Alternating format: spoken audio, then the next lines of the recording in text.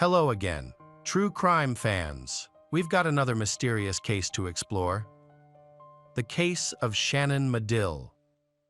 Shannon Medill was born in 1989 in Alberta, Canada. She spent years honing her acting skills. Her journey was challenging, but she was ready to start a new chapter in her life. On November 26, 2014, Shannon auditioned and was selected. But before she could celebrate her achievement, she disappeared without a trace. After a day passed without Shannon returning home, her family's worries grew as no one could reach her. Shannon's family was confused. Not knowing what could have happened, they called her cell phone, sent messages on all social media platforms, and left emails. But Shannon did not respond. Her behavior was unusual and completely out of character. Shannon's family contacted the police, but they stressed that Shannon was an adult who had the right to come and go without informing anyone. However, Shannon's family insisted that this behavior was out of character for her and that a search had to be launched. Fearing that something terrible might have happened, Shannon was the youngest of 4 children. From a young age, she loved being the center of attention and was very creative. She loved to sing and began performing in small shows in kindergarten. Showcasing her acting talent during her school years, ultimately did not complete her studies. Choosing instead to focus on her acting skills, Shannon spent her days attending auditions and interviews, but she was constantly rejected. However, during this time, she found an opportunity in comedy and began performing stand-up, which helped her become famous in 2010. When Shannon turned 21, she attended a party with friends to relax there. She met Joshua Burgess. He was quite different from Shannon, but they quickly connected, and these differences eventually helped balance each other out. The couple enjoyed spending time together, watching TV and playing video games. They shared many interests, which strengthened their relationship. After 4 years of dating, the couple decided to get married. In May 2014, Shannon began planning her wedding. With Joshua's active support, their wedding, attended by only their closest family members, was a joyous event. However, the couple did not seem completely happy. Over the next month, Shannon focused on her acting career, attending more auditions, some of which took place in Edmonton, a city 3 hours north of Calgary, where she lived with her husband. This meant she spent a lot of time traveling between the two places. Shannon has appeared in numerous television shows, voiced audiobooks, and even acted in plays. She has often expressed her belief that great success awaits her in Edmonton. On November 26, 2014, 25-year-old Shannon and her brother Brett had planned to meet at the Calgary Theatre.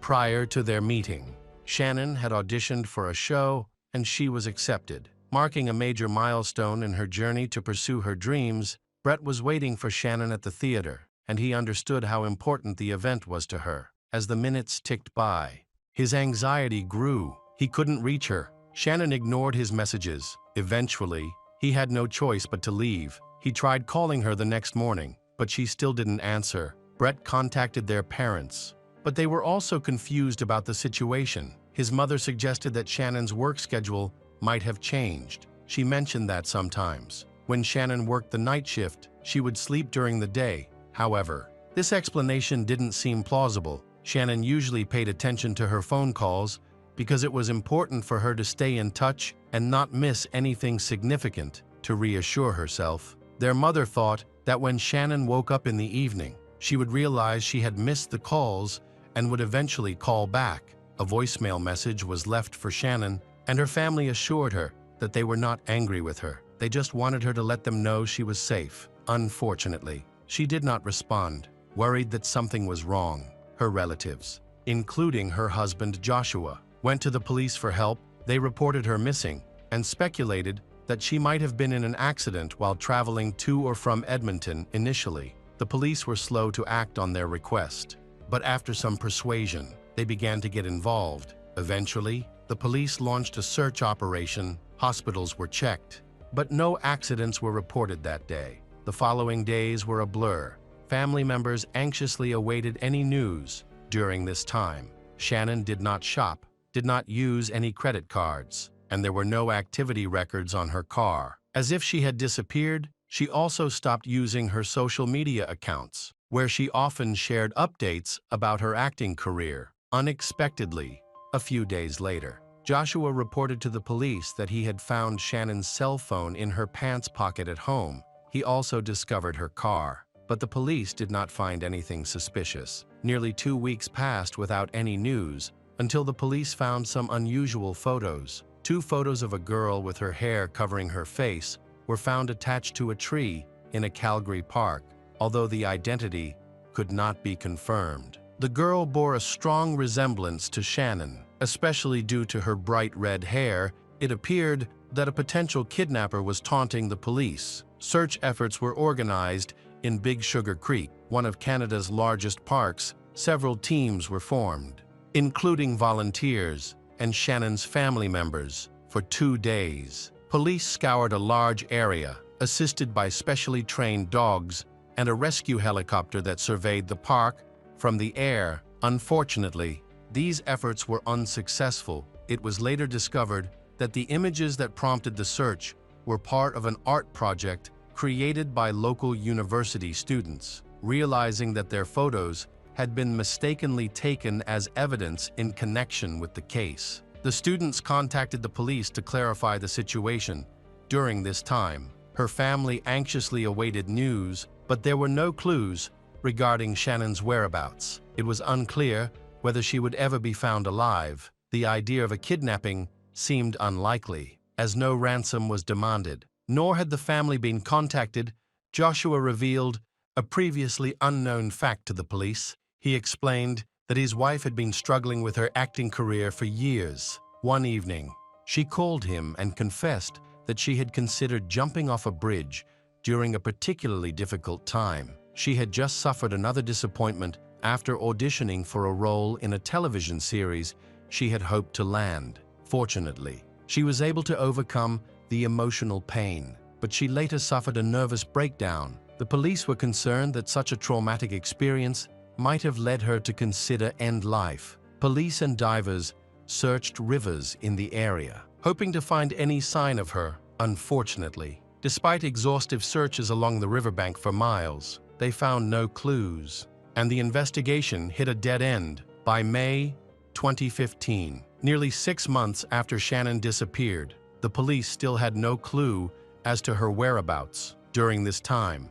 an experienced police officer named Christine took over the investigation, having worked in the homicide division for many years. She was known for her determination and attention to detail. Her previous efforts had led to the arrest of many dangerous criminals, and she was committed to solving this case. Christine decided to investigate those close to Shannon. She wanted to learn more about her husband, Joshua. From the beginning, he seemed like a kind and positive person. He cooperated fully with the police, allowing them to search his home twice and readily answering their questions. He also supported Shannon's family when they went to the police station to report her disappearance. Even after she went missing, the family kept in touch with Joshua, comforting each other and holding out hope. When asked about the possibility that Joshua was involved in Shannon's disappearance, all of her relatives responded that he could never hurt his wife. However, during discussions with Shannon's family about her husband, Joshua, the police made a surprising discovery. The couple had been married for over 7 months at the time of the tragic events, but it was only now, 6 months after Shannon's disappearance, that it was revealed that they had an open marriage. This meant that they were in an unconventional relationship where both Joshua and Shannon could have other partners. Joshua claimed that he proposed this arrangement and that Shannon agreed. Although she did not seem particularly interested in it, Shannon's family was also aware of the arrangement. This arrangement allowed Joshua and Shannon to explore their private lives more freely, especially when Joshua was dating other women. According to Joshua, they had no disputes about their open marriage. Surprisingly, Shannon knew about all of her husband's affairs and had even met some of his girlfriends. Officer Christine discovered that Joshua had had about 7 affairs during their marriage. It was important to interview all of his girlfriends. The police were then able to locate and question them without any difficulty, according to the investigation. Joshua's last girlfriend shared some intriguing details. She continued to see him even after Shannon went missing. This girlfriend revealed information that the police had never heard before. They discovered that just before Shannon went missing, there had been a serious conflict between her and Joshua concerning the openness of their relationship. When Shannon decided to end their open marriage, Joshua's girlfriend stated that to avoid further conflict, he agreed with Shannon's decision. However, a week later, Shannon discovered that Joshua was still in contact with his girlfriend. Despite his promise to end the relationship, she found out because he had locked his phone, which was unusual, as they had previously been free to check each other's devices. When Joshua gave her the password, Shannon discovered that instead of breaking up with his mistress, he had decided to marry her, making Shannon the second person in his life. Joshua claims he is planning to file for divorce soon. Shannon felt deeply betrayed after throwing away Joshua's phone. She carefully considered her situation and made some important decisions, including moving from Calgary to Edmonton. She was in the process of implementing this plan at the time of her disappearance. During this period, she continued to live with Joshua, but they arranged their schedules to avoid seeing each other. Their relationship was extremely strained. Shannon often worked night shifts, while Joshua had a completely different schedule, causing them to barely see one another, according to the investigation. Shannon's life ended on November 27, 2014. After that day, all her banking transactions stopped. She ceased using the internet, and her phone went silent at noon. However, a signal from her phone was detected in an alley in the city the next morning. Joshua later claimed that he had found the phone at home. Interestingly, a few days later, Joshua also discovered Shannon's car, but could not explain how he found it. All of this seemed very suspicious to Officer Christine. Christine decided to speak to Joshua again. Meanwhile, an application to confiscate Joshua's phone had been filed, as he was increasingly considered a prime suspect in Shannon's case. In addition, the police decided to confiscate the car. On June 2, 2015, 7 months after Shannon's disappearance, Police Christine, along with other police, went to Joshua's house. They brought a search warrant to confiscate his cell phone and car. The officers knocked on the door and asked to enter the house. But initially, Joshua did not answer. After a while, he responded to the police and announced that he would be coming out soon. It appeared that Joshua was moving around inside, possibly trying to buy time to hide something. He answered the second police call, but explained the delay by saying that he was looking for his pants. Joshua spoke from behind a closed door and was asked to come out. Regardless of his appearance, the police sensed that something important was happening inside. They were prepared for any eventuality, including the use of weapons. Suddenly, he burst into tears and confessed to killing Shannon. After some persuasion, he finally opened the door. The police entered and saw Joshua bleeding. On the floor next to him was a military knife, which he had used to commit end life. He was rushed to the hospital. Joshua had lost a significant amount of blood, but he was not in critical condition and did not require surgery. The doctors were able to stitch up his wound. A psychiatric evaluation was needed to determine whether he was a danger to himself or others. When Joshua was taken into the interrogation room, he only said that he would confess his love to Shannon if he could see her alive, and he did not say anything else. Meanwhile, the police searched Joshua's home with the help of sniffer dogs. Later, they discovered a body buried in the yard,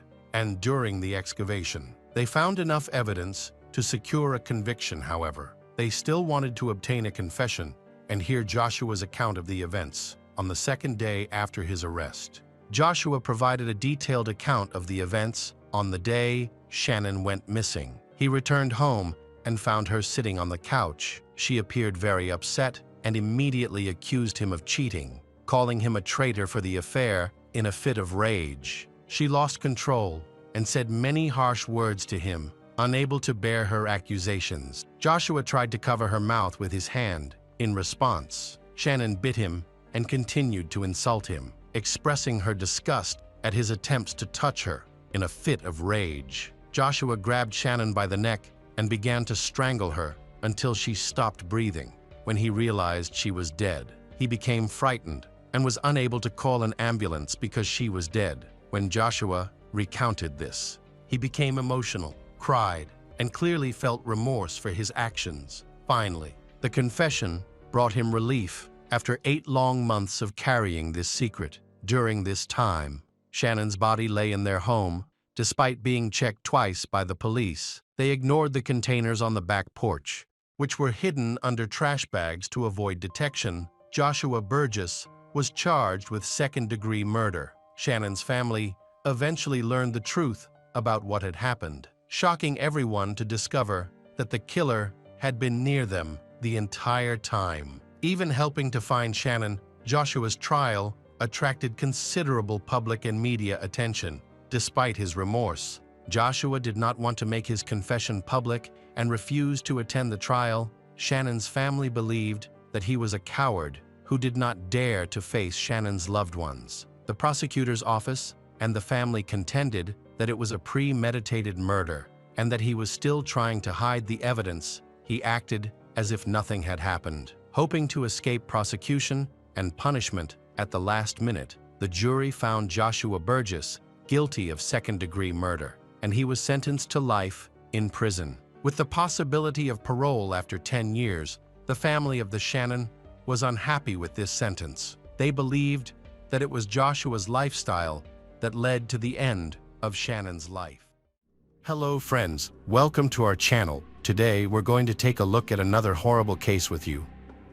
The case of McDonald family. Jeffrey McDonald was born on October 12, 1943, in New York, USA. He was a well-known figure in his youth, serving as the quarterback for his high school football team and being very popular among his peers.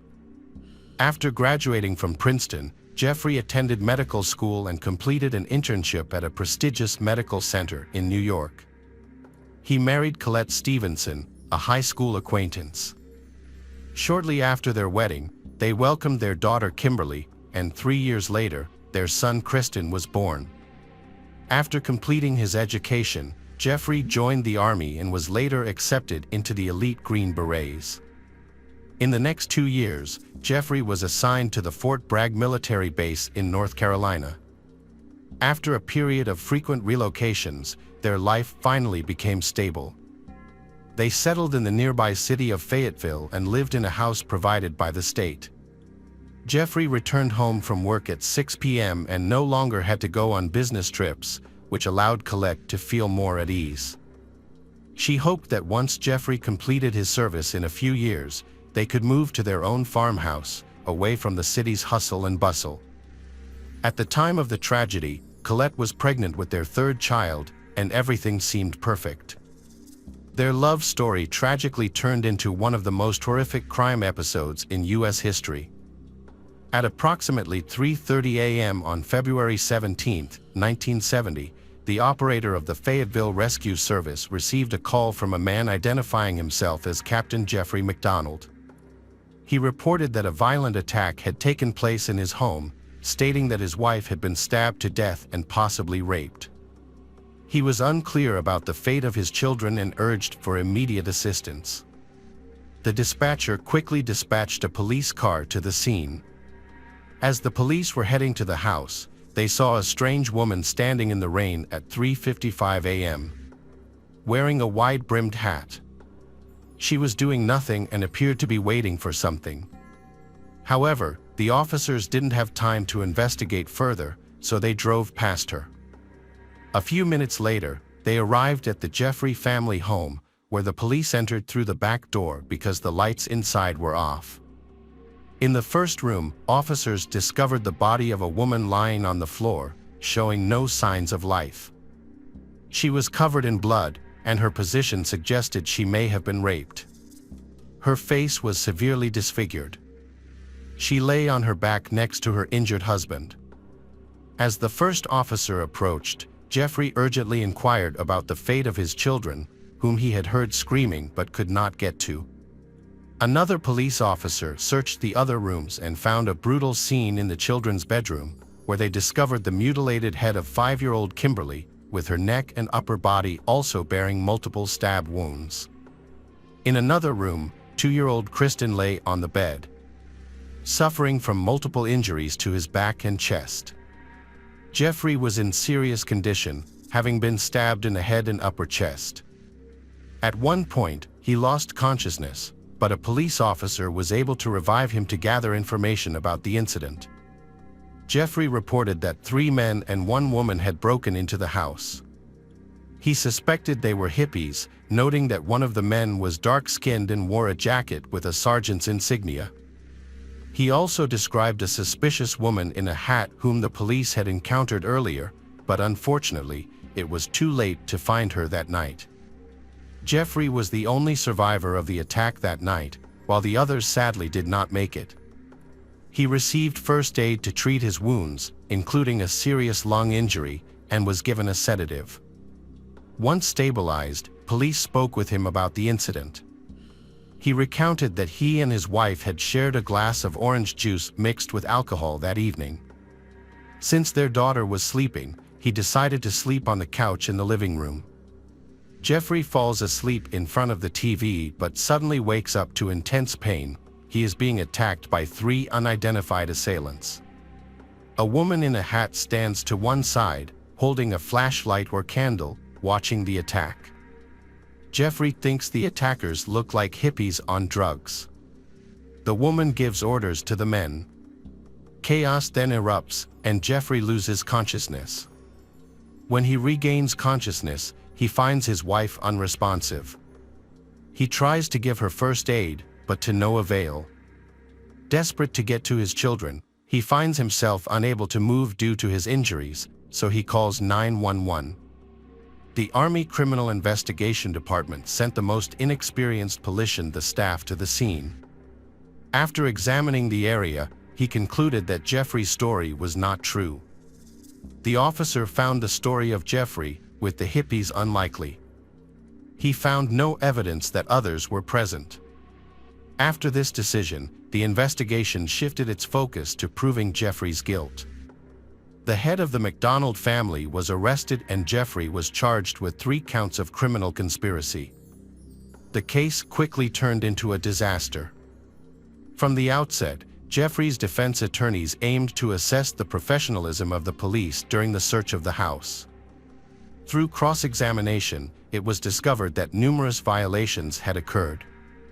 The procedures used had compromised the integrity of the evidence and the crime scene. The area had been essentially trampled, making it extremely difficult to identify any traces left by the criminals.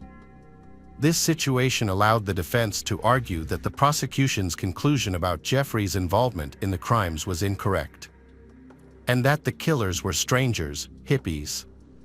Jeffrey was a devoted family man, a caring father and husband, and a respected professional.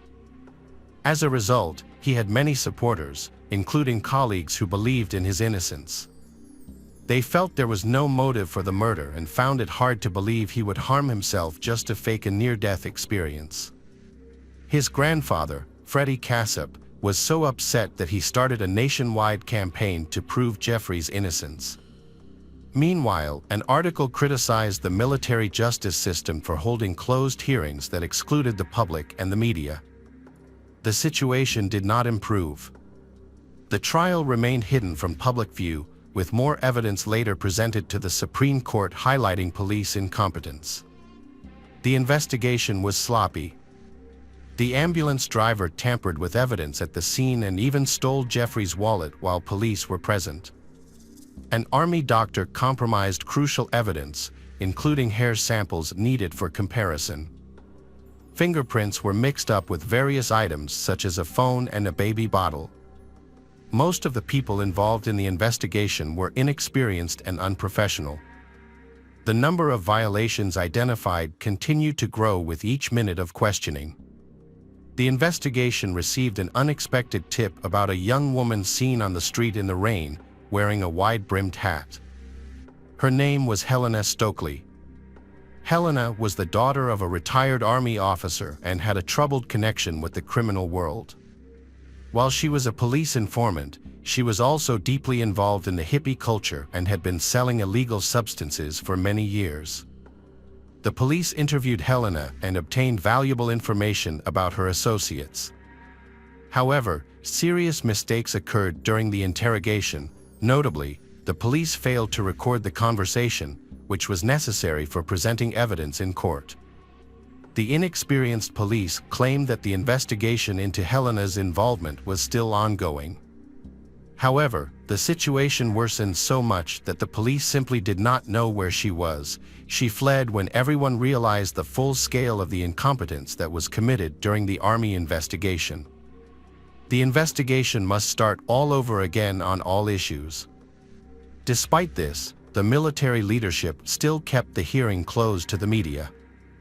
Meanwhile, one police officer chose to share information with journalists about the mistakes made by the Army Commission of the Armed Forces.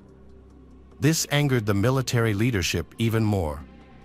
While everyone else believed he was innocent, the military commission refused to acknowledge their own incompetence. Unfortunately, they held significant power and were unwilling to back down. They asserted that, although there was no clear motive for the crime, Jeffrey might have used substances that could provoke aggression and potentially lead to murder. Contrary to the prosecution's allegations, witnesses began to testify that Jeffrey was a loving husband and father. The defense presented a large body of evidence in support of this view. Furthermore, at the time of the massacre, Jeffrey was in a stable mental state. Only a small amount of alcohol was found in his system, which would not have significantly impaired his judgment or led him to commit such violent acts. Along with friends and family who testified, qualified experts, including a psychiatrist, evaluated Jeffrey and concluded that he was sane and had no homicidal tendencies toward his family. Even the civil police believed that Jeffrey was innocent due to the lack of evidence against him. His mother had to sell their house to afford legal fees. Ultimately, he was cleared of charges due to insufficient evidence. However, this did not stop the Army Commission from reopening the investigation later on. The military police promised to persist in their efforts to convict Captain Jeffrey MacDonald, regardless of the previous investigation's flaws. They believed that their earlier mistakes did not rule out the possibility of Jeffrey's guilt. The situation was not serious and did not significantly affect the outcome. Jeffrey resigned from the U.S. Army. Disillusioned with the military, he began a campaign to expose the armed forces through the media. However, he was unaware of the powerful enemies he was facing and the dangers that would be placed upon him. Meanwhile, the police found Helena Stokely. She claimed to have witnessed the murder of the MacDonald family, allegedly committed by her friends. Helena was willing to testify in court, hoping to be granted immunity from prosecution. Her testimony was verified through a lie detector test. Despite this, the military leadership refused to consider any other suspects, focusing solely on Jeffrey and preparing to charge him again. In the summer of 1971, Jeffrey and a friend moved to Long Beach, California, in search of a fresh start. Initially not realizing that a conspiracy was brewing against him, they both found jobs in the emergency department of a medical center, where their efforts helped make it the best department in the entire facility. Jeffrey's skills were highly regarded, leading to his work being published in medical journals. He also became an advocate for children's rights, fighting against child abuse. The military prosecutor's office continued to reopen the case, and on the grounds that they had obtained Jeffrey's psychiatric reports, he was charged again. The trial was scheduled for mid-1979 and a smear campaign began. It was a high-profile case, and from the start, the armed forces were formed to fight Jeffries. And at that time, people from the highest echelons of power rallied against Jeffrey, a former Army captain. Assistant U.S. Attorney James Blackburn wanted to use the case as a springboard for his career. He was later convicted of forgery, fraud, and embezzlement. But at the time of the triple murder retrial, Jeffrey's reputation was impeccable. the assistant prosecutor had concealed evidence that proved Jeffrey's innocence. And the Attorney General was not even allowed to conduct his own independent examination of the evidence collected or review the case file. It was clear that the judge was biased toward the prosecution, which affected the outcome of the trial. Any evidence that could have proven that Jeffrey innocent was not presented to the jury or provided to Jeffrey's attorney. For example, the victim was found holding 5 strands of light-colored hair. The prosecution claimed that these hairs came from a doll owned by the victim's daughter. However, they actually belonged to Helena Stokely, who was wearing a light-colored wig that she removed shortly after the murder. Additionally, a hair belonging to Jeffrey was found in the victim's hand, but since he lived there, this was not unusual and could have been a coincidence. This evidence did not prove Jeffrey's guilt. The skin particles found under Kimberly and Kristen's fingernails were not their father's and were identified as belonging to the attackers. However, the particles were never analyzed and eventually disappeared. This evidence, along with much else that could have proven Jeffrey's innocence, was deliberately ignored at trial. A key part of the prosecution's case was the pajama fibers found on the chisel believed to have been used to kill Jeffrey's children. The prosecution claimed the chisel was the weapon used and contained particles from the clothing Jeffrey was wearing when police found him on the night of the triple murder. Years later, it was discovered that these claims were false. Police found several black fibers on the chisel that matched those found on the bodies of Kristen and Kimberly. However, these fibers did not match any of the clothing from the McDonald's home. Additionally, wax droplets were found at the crime scene that did not match any of the candles from the victims' homes. These wax droplets were actually used by Helena Stokely in her rituals. Helena claimed to be a witch and practiced magic, which became a key factor in the case. The prosecution made a strong claim that fibers from Jeffrey's pajamas were found in Colette's hair. However, this claim was later proven to be false. The defense attorney, Jeffrey, was unable to object to this assertion at the hearing because it had never been mentioned before. There were also other false pieces of evidence, including claims of bloody marks on the couple's bed sheets, which the prosecution argued indicated that the husband had dragged his wife's body. It was later revealed that these bloody marks did not exist. Furthermore, the prosecution was unaware of important information at the hearing. Specifically, the prosecution was unaware that Helena Stokely had contacted the FBI in 1978, claiming that she was involved in a triple homicide while she was being treated for depression and had attempted to end her life in the hospital. During the trial, Helena said that on the day of the massacre, she was with her boyfriend Greg Mitchell and some soldiers from Fort Braga. They were all using drugs, and according to her, they lost control. Helena mentioned that she called the McDonald family's house late at night to check if everyone was home, but she couldn't remember what happened afterward. The military police then approached her, and she felt so intimidated that during the second trial, she was unable to recount events between midnight and 5 a.m. However, she did acknowledge having a hat and a light wig, which were later destroyed because they could potentially serve as evidence against her.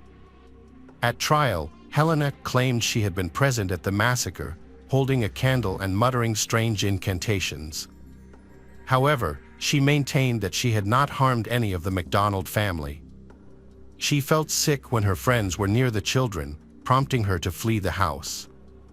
It is thought that the murders were not random. Helena's friends may have been motivated by revenge. The soldiers were angry that Dr. Jeffrey had refused to give them illegal substances. Helena passed a polygraph test 3 times, and her statements were validated. Despite this, her testimony was deemed unreliable. The judge imposed restrictions on providing information about Helena and her soldier friends, which became one of the obstacles for Jeffrey's defense. The defense relied on the psychological profile and personal qualities of the accused to convince the jury of his inability to commit murder. The judge allowed the use of previously collected data, but only if Jeffrey underwent another examination by a psychiatrist. This request was of course a trap, as the psychiatrist had been cooperating with the military for 8 years while the investigation was ongoing. The prosecutor's office, eager to put Jeffrey behind bars for good, asked the doctor to make a finding. After a brief interrogation, the doctor declared Jeffrey a psychopathic murderer. Ultimately, the court refused to allow the use of Jeffrey's previous psychiatric records, which had been obtained from another psychiatrist. Instead, the jury was presented with the new psychiatrist's report, which had a devastating effect on the defense. The prosecution replaced Jeffrey's rosy image with that of a true monster. The jury found Jeffrey MacDonald guilty of murdering his wife, Colette, and their 2 children, Kimberly and Kristen. Sentenced him to 3 life terms. Even with this, the revenge of the military police leadership was not over. After learning that Fort Braga soldiers had a serious problem with illegal substances, the unit's leadership was unprepared for such problems, which coincided with the emergence of the burgeoning hippie movement. Under Jeffrey, the situation became more difficult for the soldiers to access, which made them unhappy. Later, some gathered to go to Jeffrey's house to take revenge. Helena's guilt was unquestionable. Even her husband, whom she married in the 80s, believed she was involved. He thought she hadn't committed murder but was likely a witness witnessed the incident. Helena shared many details about the crime scene that had never been made public at the time. The girl was present in MacDonald's house on that fateful night, and this is well established. She underwent 3 polygraph tests, all supporting her account of being there. Her testimony was also recorded on video. According to her, when they entered the house, they forced Jeffrey to write a prescription for Zach, which led to a fight that resulted in the murder of Jeffrey's family members.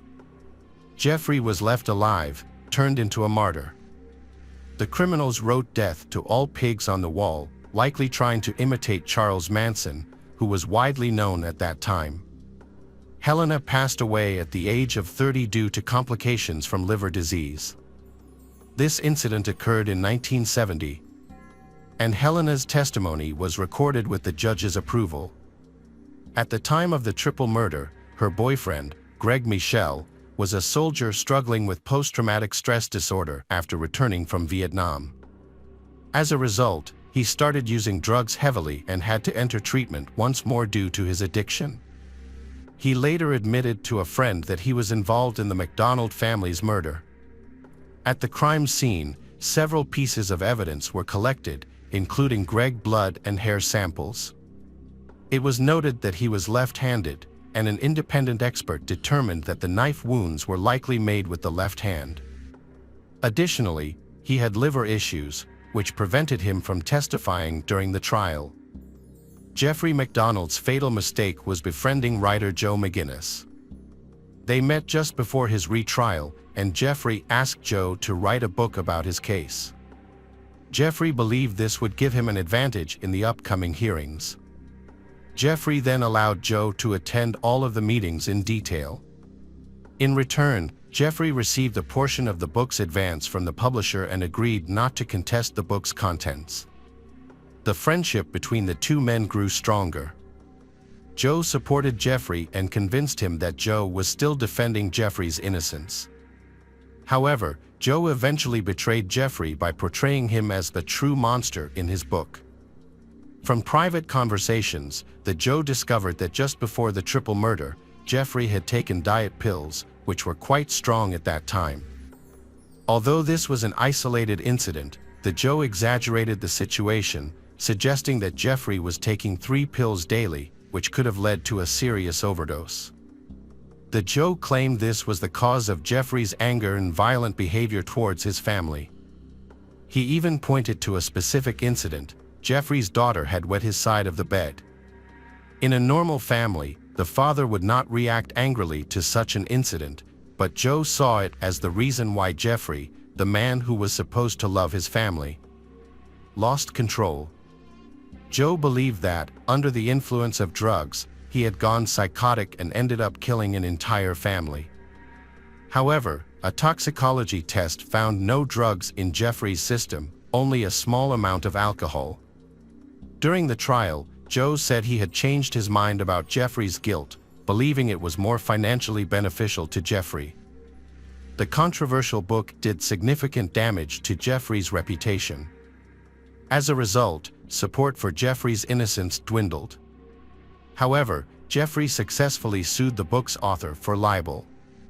In August 1980, Jeffrey filed a lawsuit seeking millions in damages. After several hearings, the court awarded him $325,000. While most of the compensation was placed in a trust, Jeffrey retained the right to continue his fight for justice against the author. Jeffrey's story resonated with many people.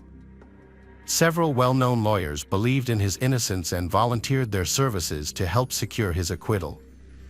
Despite their efforts, numerous appeals were rejected in 1989. However, during the trial and the review of the court's decision, new evidence emerged that supported Jeffrey's claim of non-involvement in the triple murder, including results from examinations. Unfortunately, the same judge presided over the proceedings. This judge continued to hinder the defense team, demonstrating a lack of impartiality throughout the case. A significant breakthrough during this time was the advent of new DNA testing technologies that allowed Jeffrey's defense team to conduct their own analyses. Sadly, at this stage, the judge repeatedly obstructed the lawyers' efforts to seek justice. Information about Helena Stokely finally emerged. A video of her testimony was made available to the lawyers. By this point, Jeffrey, the wrongfully convicted man, had spent 20 years in prison but had never stopped fighting for his freedom. Meanwhile, the military prosecutor's office continued to resist, attempting to dispute all the new evidence. Additional witnesses were found, some of whom had been intimidated and coerced into supporting the prosecution. Stokely, the MacDonald family's nanny, admitted to the prosecution that she had been at the MacDonald's home during the murders. She also revealed that the prosecution had threatened to prosecute her if she testified in court, which discouraged her from speaking out. Prosecutor Blackburn was eventually convicted of several charges, including forgery, theft, and embezzlement, and was remanded in custody in January 2006. New evidence came to light, suggesting a possible retrial. First, a videotaped confession by Helena Stokely was made public, followed by the release of evidence supporting Stokely's claim. DNA testing showed that hair and tissue found on the victim did not match anyone known and belonged to a stranger. In March 2006, a man came forward to the police, claiming that he had been drinking regularly at a bar with a man who had confessed to the MacDonald murders. This man turned out to be Lena's boyfriend, Greg Mitchell. The last time he had heard details of the case was a few weeks before Greg's death. The cashier at the store near the house, Jeffrey, claimed that he saw a group of hippies enter the store the morning after the murders. They looked unkempt, were covered in blood, and were talking to each other about the crime they had committed. However, they then threatened him with his life. The cashier recognized Greg and Helena among this group. An employee at the rehabilitation center where Greg Mitchell was treated also claimed that he had repeatedly confessed to her that he had killed the Jeffrey MacDonald's wife and children, even writing his initials on the wall of the center. Unfortunately, all of this evidence was ignored by the court. 54 years have passed since the tragic murder of the MacDonald family. Defenders at the Supreme Court are still trying to prove Jeffrey's innocence by filing appeals. His most recent appeal against his conviction was in 2021, but was dismissed. Jeffrey remains in prison but still holds out hope that he will one day be free again.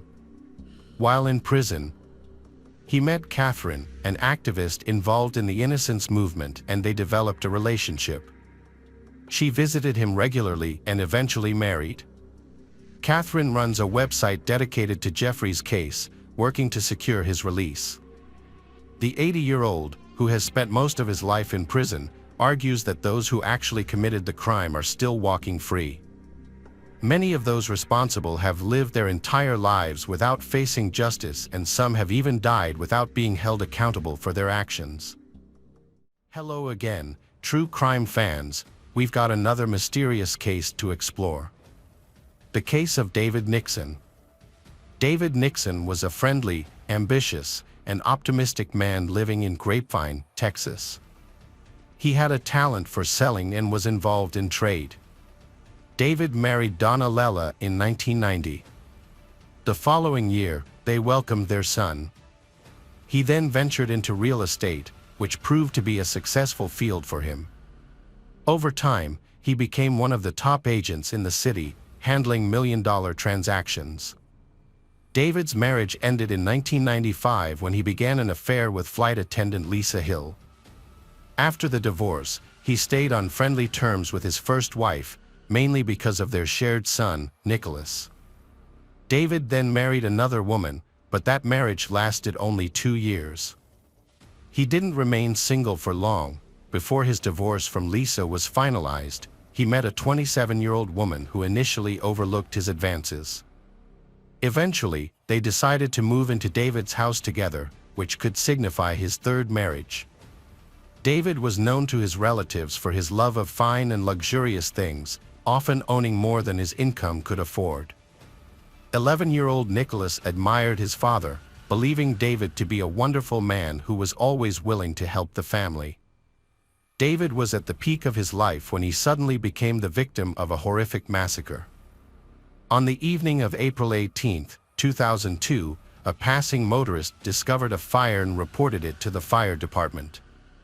After extinguishing the fire, the firefighters discovered a human body.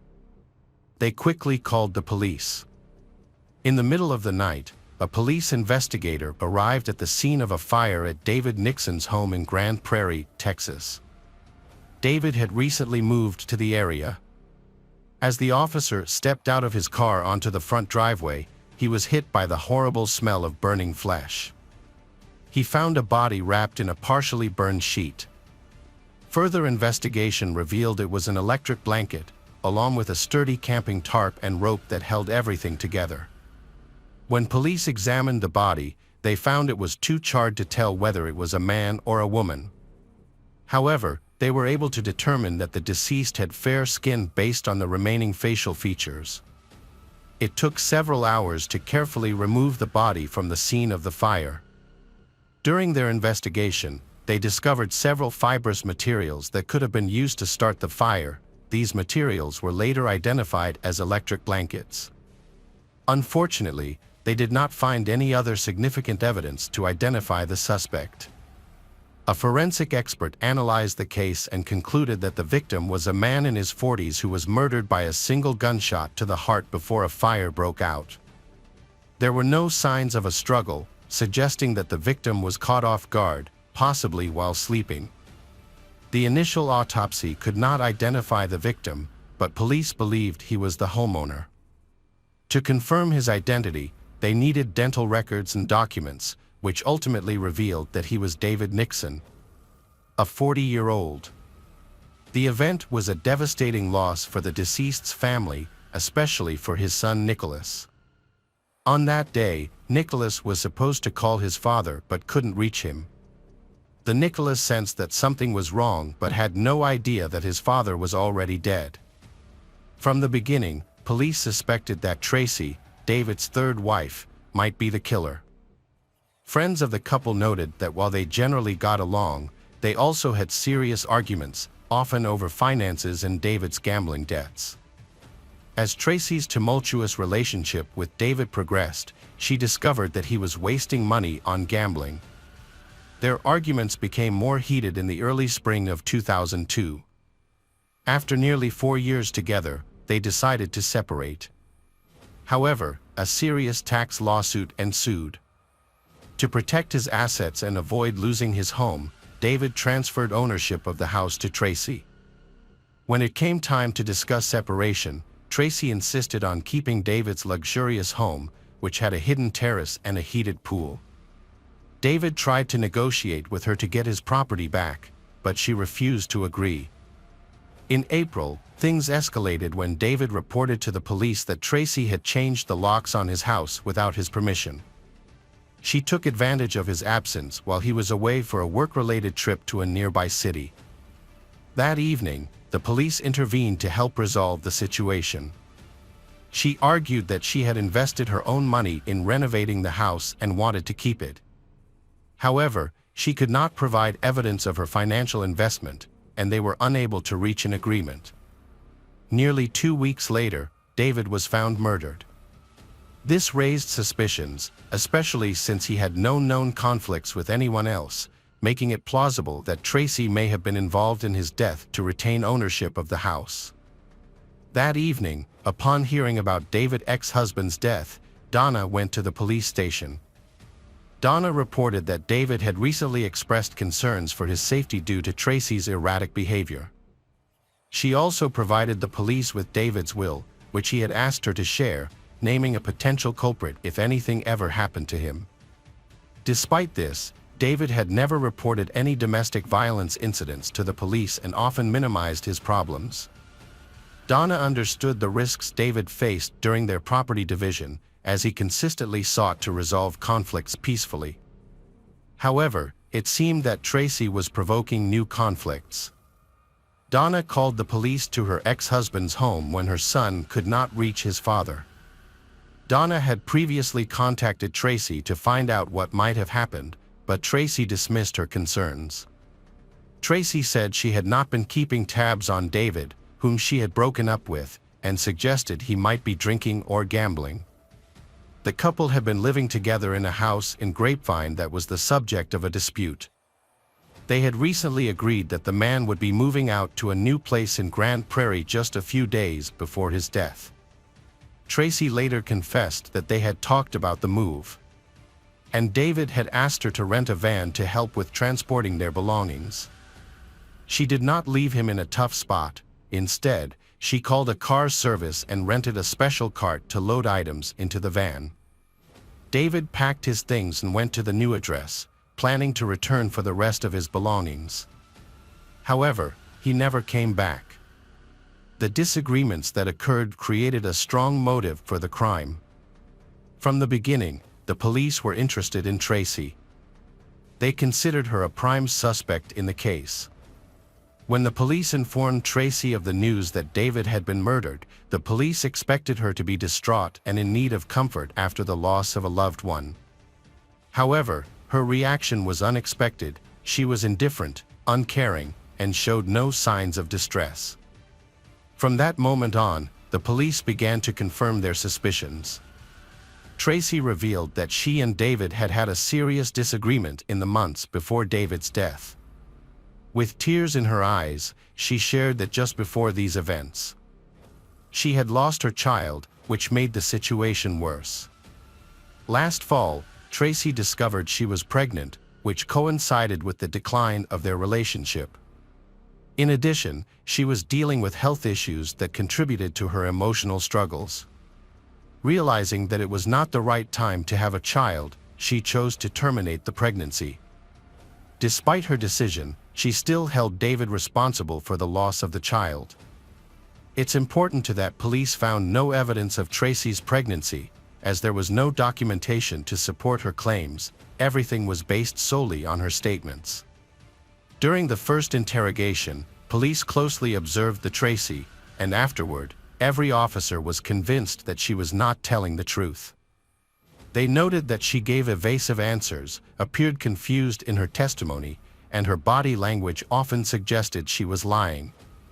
The woman insisted that she was not involved in the murder and was unaware of the details surrounding it. Since Tracy refused to admit anything, the police had no evidence to confront her with. Tracy was later released from custody. Extensive searches were conducted at the scene of the massacre and in the sewer. However, much of the evidence was washed away by the fire department's efforts to extinguish the fire.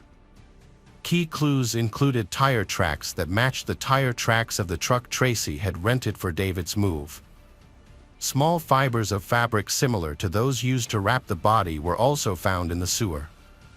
It appeared that the killer had attempted to dump the body in the sewer but was unsuccessful. Although most witnesses described Tracy in a negative light, this information was not enough to make an arrest or charge. Police began reviewing surveillance camera footage near David's home. That same day, they captured footage of a young woman who closely resembled Tracy near a store not far from the residence. Although the footage was limited, it helped police reconstruct the events. After reviewing dozens of hours of video, they identified a distinctive yellow truck that had stopped near the murder scene. The tire tracks from the truck matched those found at the crime scene. They then followed the truck to a nearby driveway.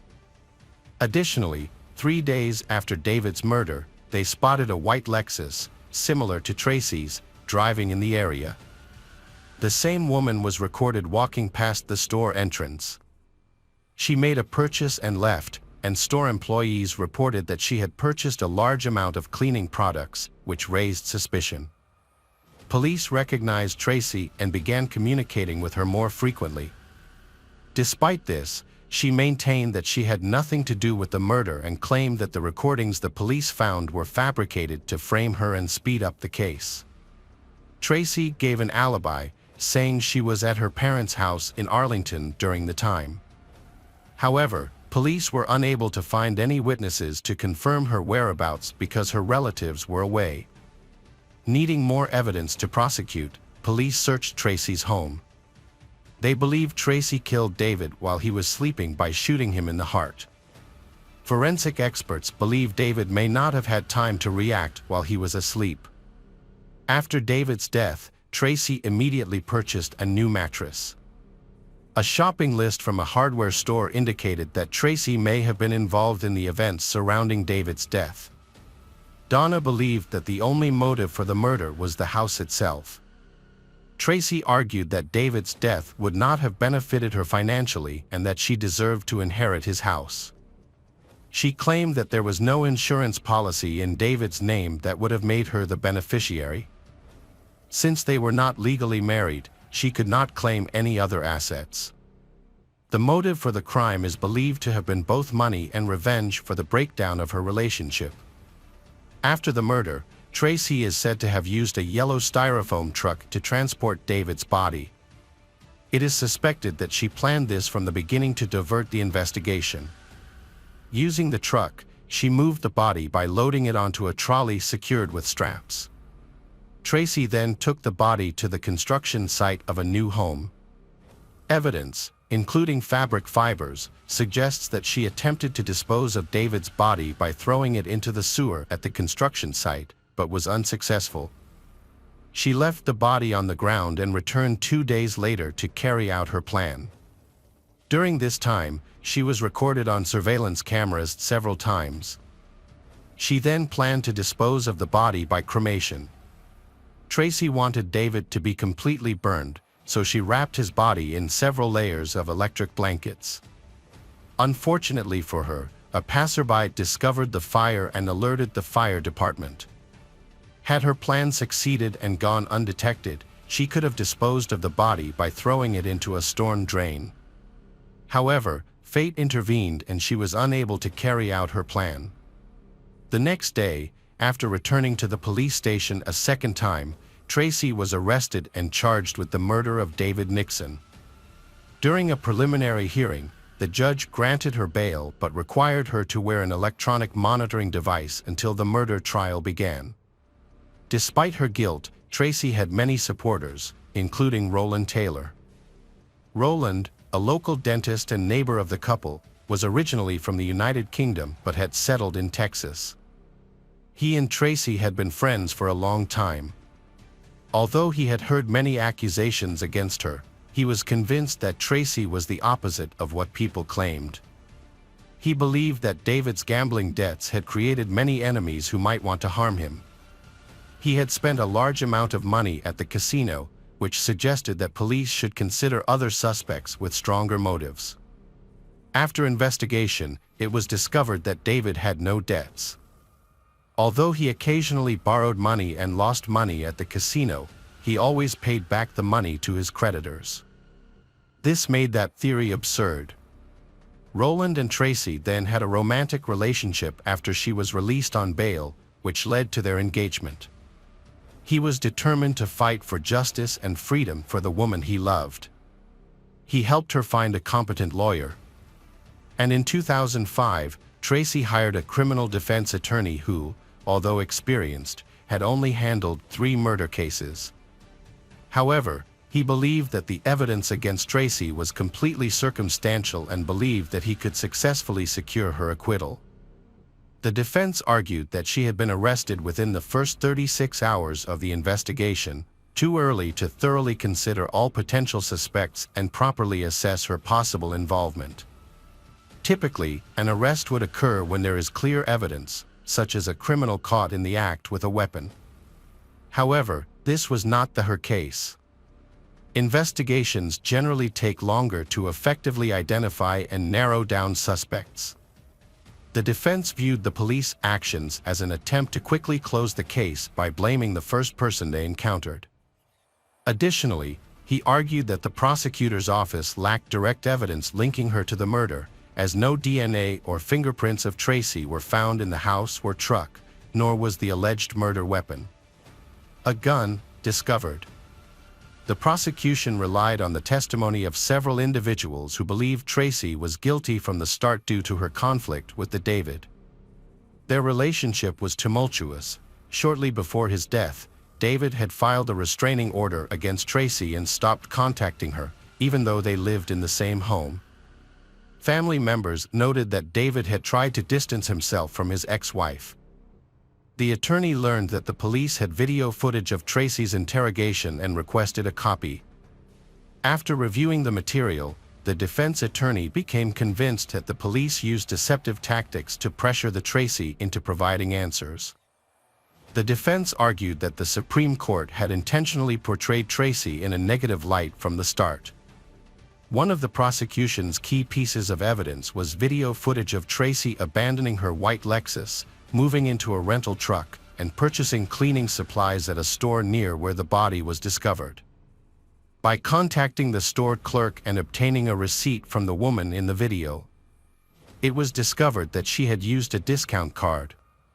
The card was registered to Tracy, saving her 19 cents on her purchase.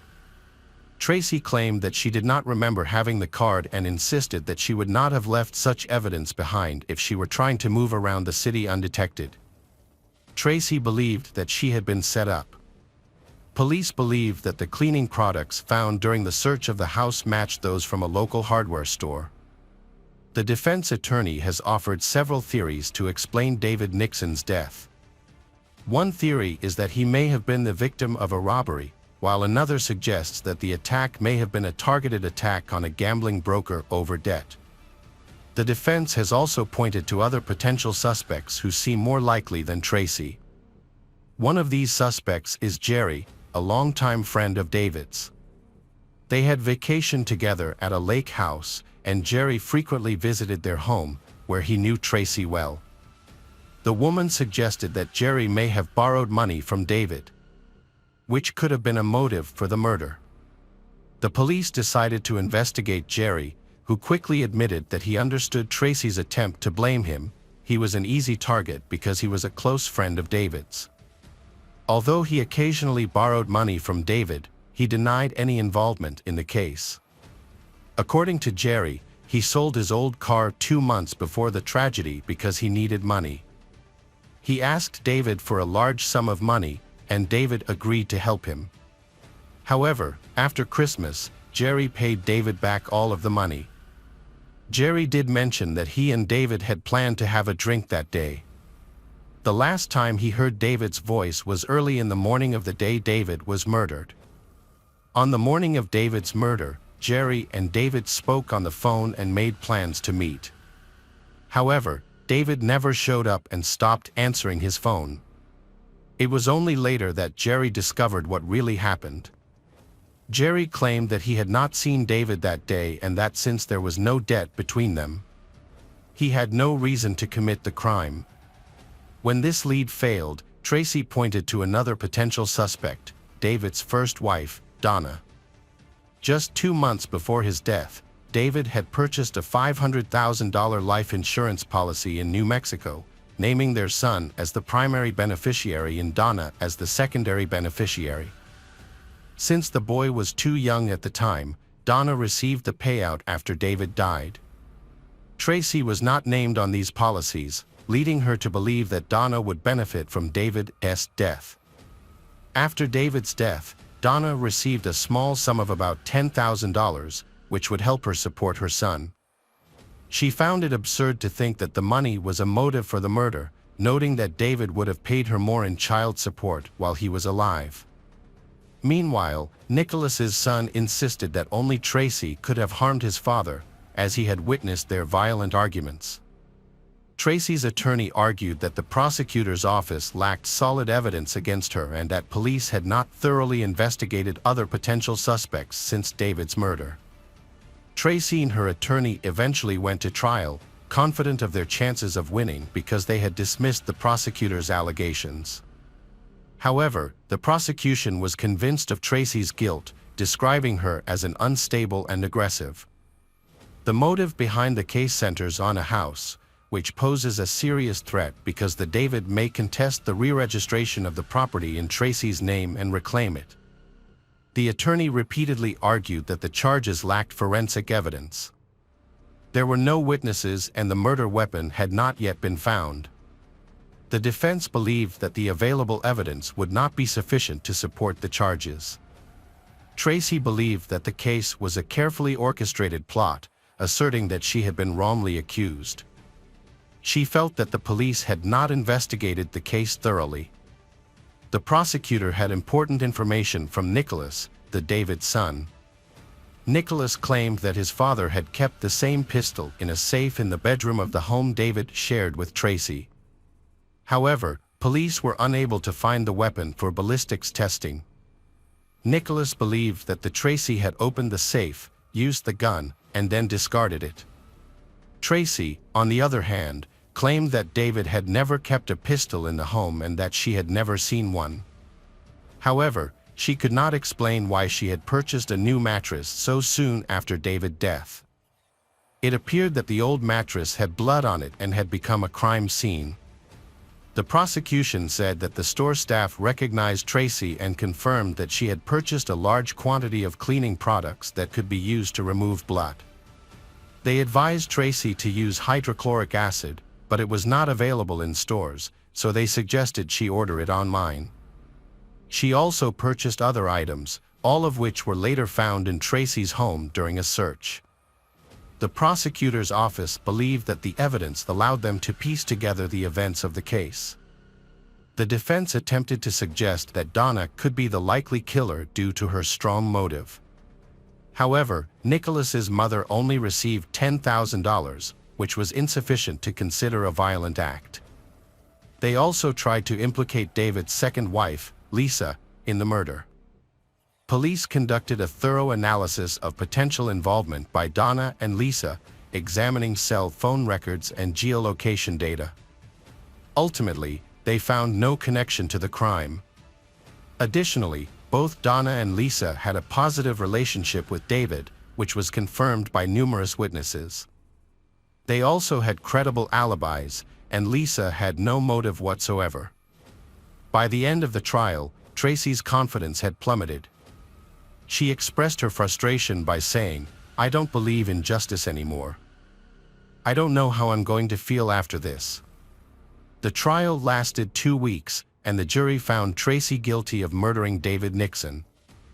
They reached a verdict in less than 4 hours, resulting in her being sentenced to 40 years in prison. The victim's family was completely satisfied with the outcome, and many felt relieved. Roland Taylor stayed loyal to his fiancée, insisting on her innocence and visiting her in prison. With his support, Tracy filed an appeal, but it was ultimately denied. She will be eligible for parole in 2024 when she turns 55. Hello again, true crime fans. We've got another mysterious case to explore. The case of Kathy Lamb. Kathy Lamb lived in an affluent area of Palm Beach. Kathy had a challenging childhood. Her parents divorced when she was young, and she lived with her father. During her teenage years, her mother was absent, which took a significant emotional toll on her. She was self-conscious about her weight, feeling larger than her peers. Fortunately, her stepmother was kind and supportive. Recognizing Kathy's insecurities, she helped her build her confidence, and over time, Kathy became more confident. She started playing sports and trying to lose weight. Kathy was very smart and kind, which helped her make friends in high school. She was active and cheerful, and her problems seemed to disappear when she was with her friends. One of those friends was Jeff. They met when he was 17 and she was 16, and they quickly felt a special connection. Their relationship continued even after they graduated. 2 years later, they secretly married, surprising their families. When their parents found out, they thought the couple was too young to make such a serious decision, but the couple was determined to stay together, despite family pressure. It seemed like the newlyweds had a bright future ahead of them. Jeff worked hard at a local repossessed car park, while Kathy found work as a pharmacist at a pharmacy. She had the necessary education and wanted to advance in the field. Over the years, Jeff remained a tow truck driver, while Kathy became a top pharmacist. A year later, she was offered a job as a district planner for distributing drugs to pharmacies, an opportunity she eagerly accepted. They achieved their dream of owning a home and enjoyed 12 happy years there until a devastating tragedy occurred. On June 15, 2004, Jeff returned home from work at around 7 p.m. He intended to invite his wife to dinner. However, as soon as he entered, he was horrified to see blood all over the hallway, running down the walls. The gruesome evidence of blood splatter and brain matter terrified him. As he called 911, he struggled to speak and held back tears. Initially, the operator mistook his cries for those of a woman, but Jeff eventually plucked up the courage to describe his home, which now looked like the set of a horror movie. At the end of the corridor, there was a significant amount of blood on one wall, as if it had been splattered. Facing this wall, about 1.5 meters away, similar splatters were visible on the opposite wall, and they extended down the stairs leading to the second floor. On the upper level, in the midst of the gruesome scene, lay 30-year-old Kathy, who was unresponsive. The operator attempted to guide Jeff over the phone to provide first aid, but Kathy's injuries were so severe that there was nothing that could be done. When the police arrived, they were taken aback by the horrific sight. It was one of the most brutal crime scenes they had ever encountered. Kathy's body showed multiple severe head injuries from heavy objects. Her skull and face were so badly damaged that they appeared completely disfigured. Although the murder weapon was not found at the scene, a thorough laboratory analysis determined that it was likely a long, heavy object with a hexagonal shape or similar features. Jeff mentioned that he had tried to call his wife several times after 5 p.m. but received no answer, which he found unusual. Concerned, he rushed home to meet her. It turned out that not only Kathy was injured, the couple had 3 large dogs in the house, Jeff's dog and his wife's 2 dogs. Tragically, both of his wife's pets were discovered badly beaten and lying on the floor next to their deceased owner. They had suffered severe head injuries and were barely alive. Unfortunately, the injuries were so extensive that the veterinarians had to euthanize the dogs to relieve their suffering. In a shocking turn of events, Jeff's dog was found locked in his owner's bedroom. Paws from all 3 dogs were found at the scene, along with blood that police believed did not come from the animals. They suspect the blood may have come from a struggle with the killer. The blood has been sent for analysis to determine its source and whether it can help the investigation, and they await the results. Police are uncertain whether the blood on the dogs came from Kathy or whether they fought with the attacker to protect her, resulting in their fatal injuries. Police found the dogs unharmed after the woman had been killed and the fight had begun. The amount of blood on the animals suggests that they had seriously injured the attacker, possibly lacerating an arm or leg. This means that the attacker would have bled profusely, possibly from an open wound, and that he would have sought medical attention at a hospital. The attacker's intentions remain unclear. He may have acted recklessly or out of a deep hatred for his victim, ignoring the large dogs that lived with the family. After examining the crime scene, the police still lacked any concrete leads. They had to wait for the autopsy results to gather more information. In the meantime, they checked all the local hospitals for the injured attacker. Several suspicious people came in with injuries that were found to be unrelated to the incident, as their injuries did not match those of a dog bite. The police began talking to local residents in the hope that someone had seen suspicious activity at Kathy's home or had noticed the criminal fleeing, possibly injured. Unfortunately, no one observed anything unusual. They were also trying to find a motive. Robbery seemed unlikely given the many valuables in the family's home. Only the gold earrings with diamonds that the Kathy was wearing during the attack were missing, while everything else remained untouched.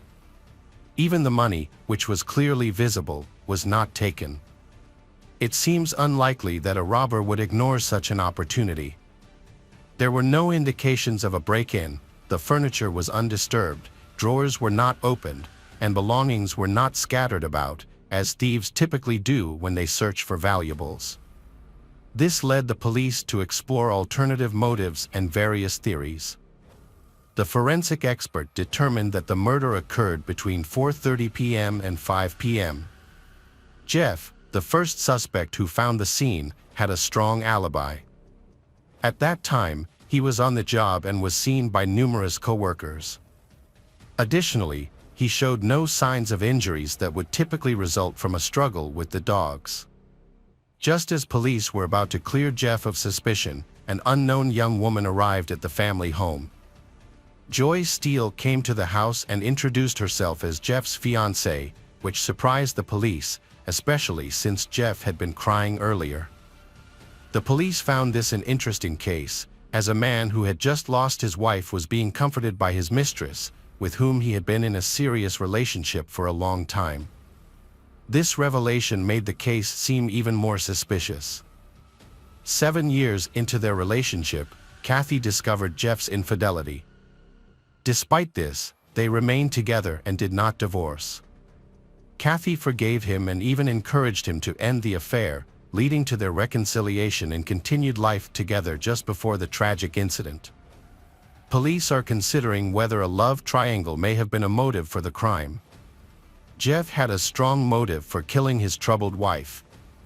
That doesn't necessarily mean Jeff killed Kathy himself. He may have convinced someone else to do it.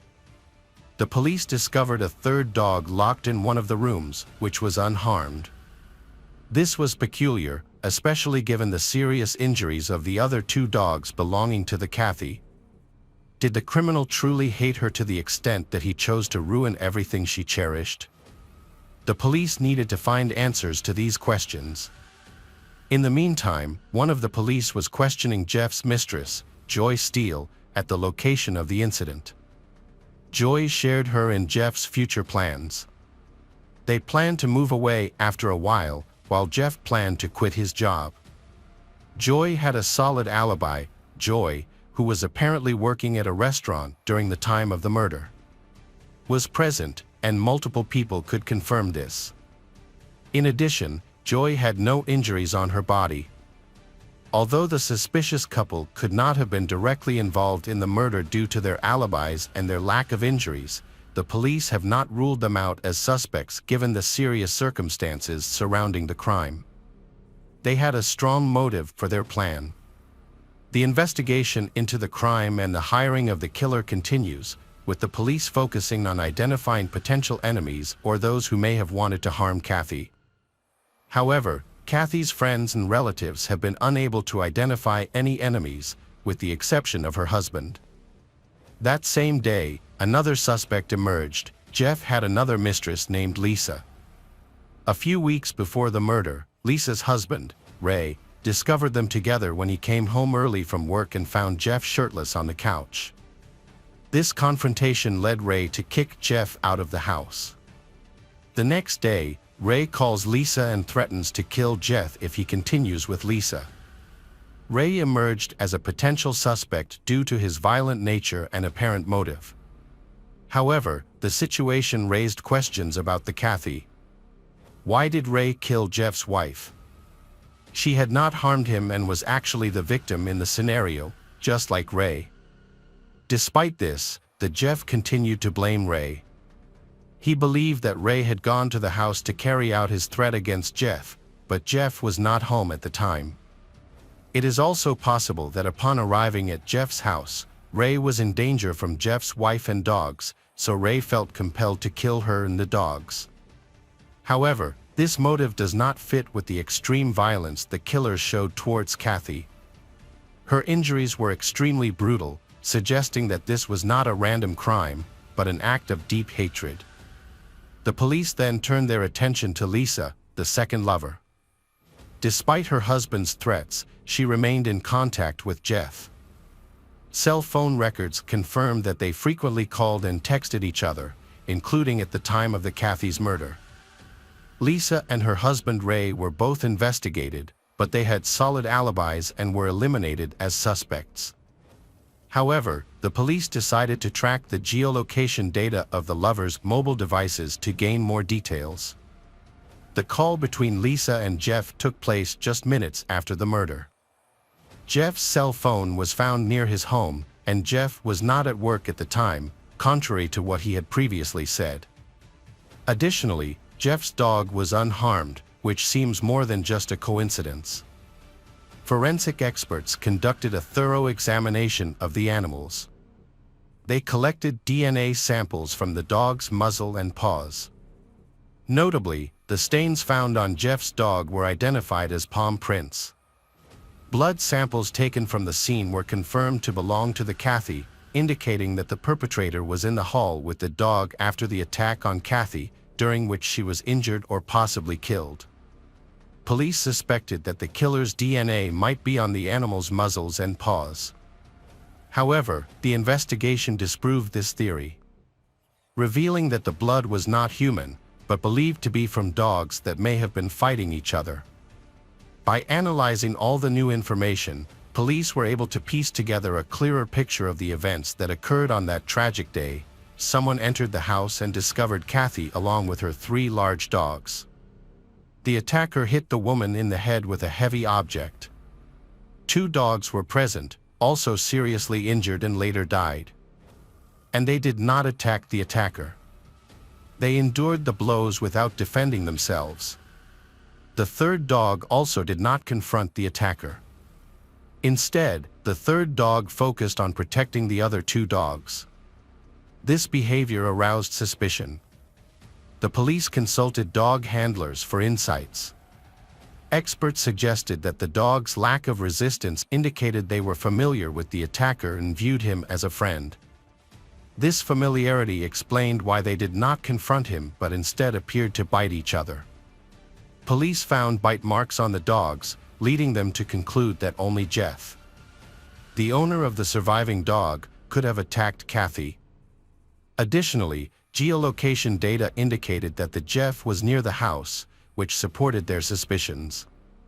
However, the Supreme Court only had circumstantial evidence, meaning they still had a long way to go before bringing any charges. The police needed one crucial piece of information to strengthen their case. With no further clues, the police focused on investigating Jeff's personal life to understand what might have motivated Jeff to kill his wife. It turned out that the family had recently faced significant financial difficulties, which had affected Jeff for many years before these events. Jeff's boss caught him stealing a large sum of money, about $30,000. Jeff had not spent it all and agreed to return it. He also paid his boss $20,000 in restitution. The police then analyzed Jeff's activities. It turned out that his job brought in only a small income, just enough for his family's needs.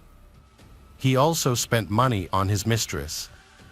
His wife's income was much higher, but he did not want to tell her about his problems. Jeff was characterized as someone without any remarkable business skills. He was neither particularly foolish nor exceptionally intelligent. His earnings were limited, making the compensation amount a serious financial burden for him. Despite living in an affluent neighborhood, he struggled to come up with the funds. Jeff sought ways to earn extra money or secure a loan, but all these efforts proved fruitless, and the total amount of compensation remained far beyond his reach. He later learned that he was the sole beneficiary of Kathy's life insurance policy, which was worth $29,000. Police believed that this amount of money could solve all of Jeff's financial problems. On the day of the incident, police collected the clothes he was wearing at the time.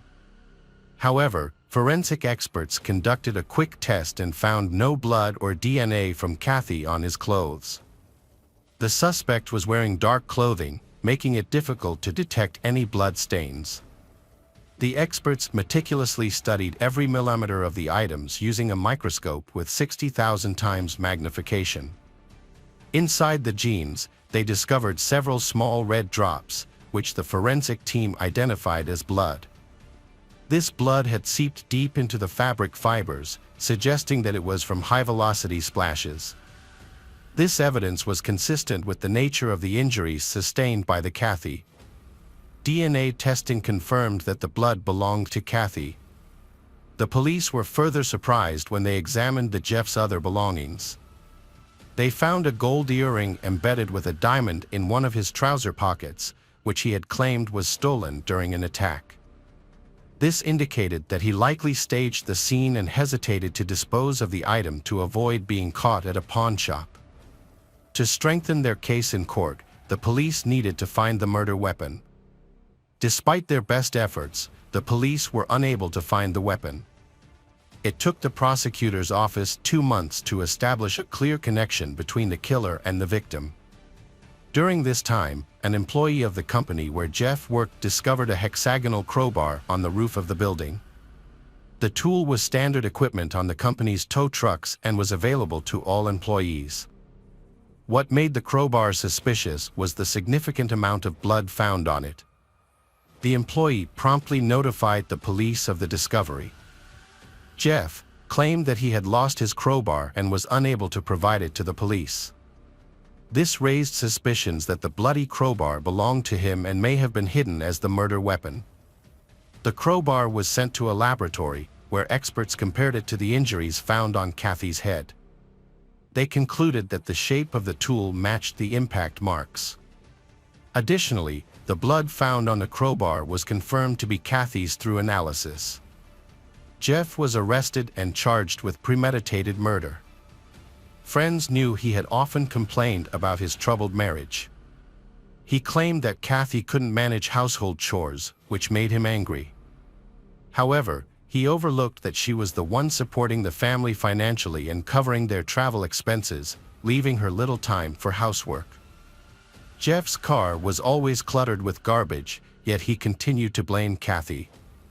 He frequently talked to friends about wanting to end their relationship, and several acquaintances reported that he was considering divorce.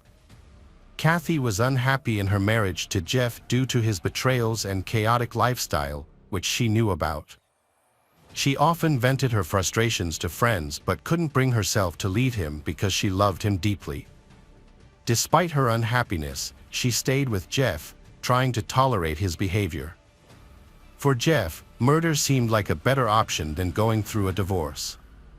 He was in dire financial straits after stealing $30,000 at work, which had severely impacted his finances. If he divorced Kathy, they would have to divide their assets, and he risked losing their home. He felt he had nothing left to lose, as a divorce would leave him with little since Kathy could claim most of their assets. Jeff figured that by committing murder, he could use the life insurance payout to pay off his debts, keeping part of the money to start a new life with his mistress. Jeff had promised to make a choice between his 2 girlfriends, Lisa and Joy, but the decision remained a secret. During the investigation, police uncovered more details about the crime. On the day it happened, Jeff left for work but had actually planned to kill his wife.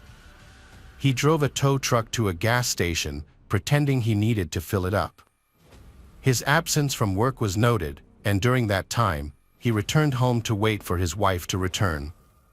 He was familiar with her daily routine, so he did not have to wait long. In a shocking turn of events, Jeff brutally killed his wife's dogs with a crowbar. The dogs, confused and frightened, began to fight.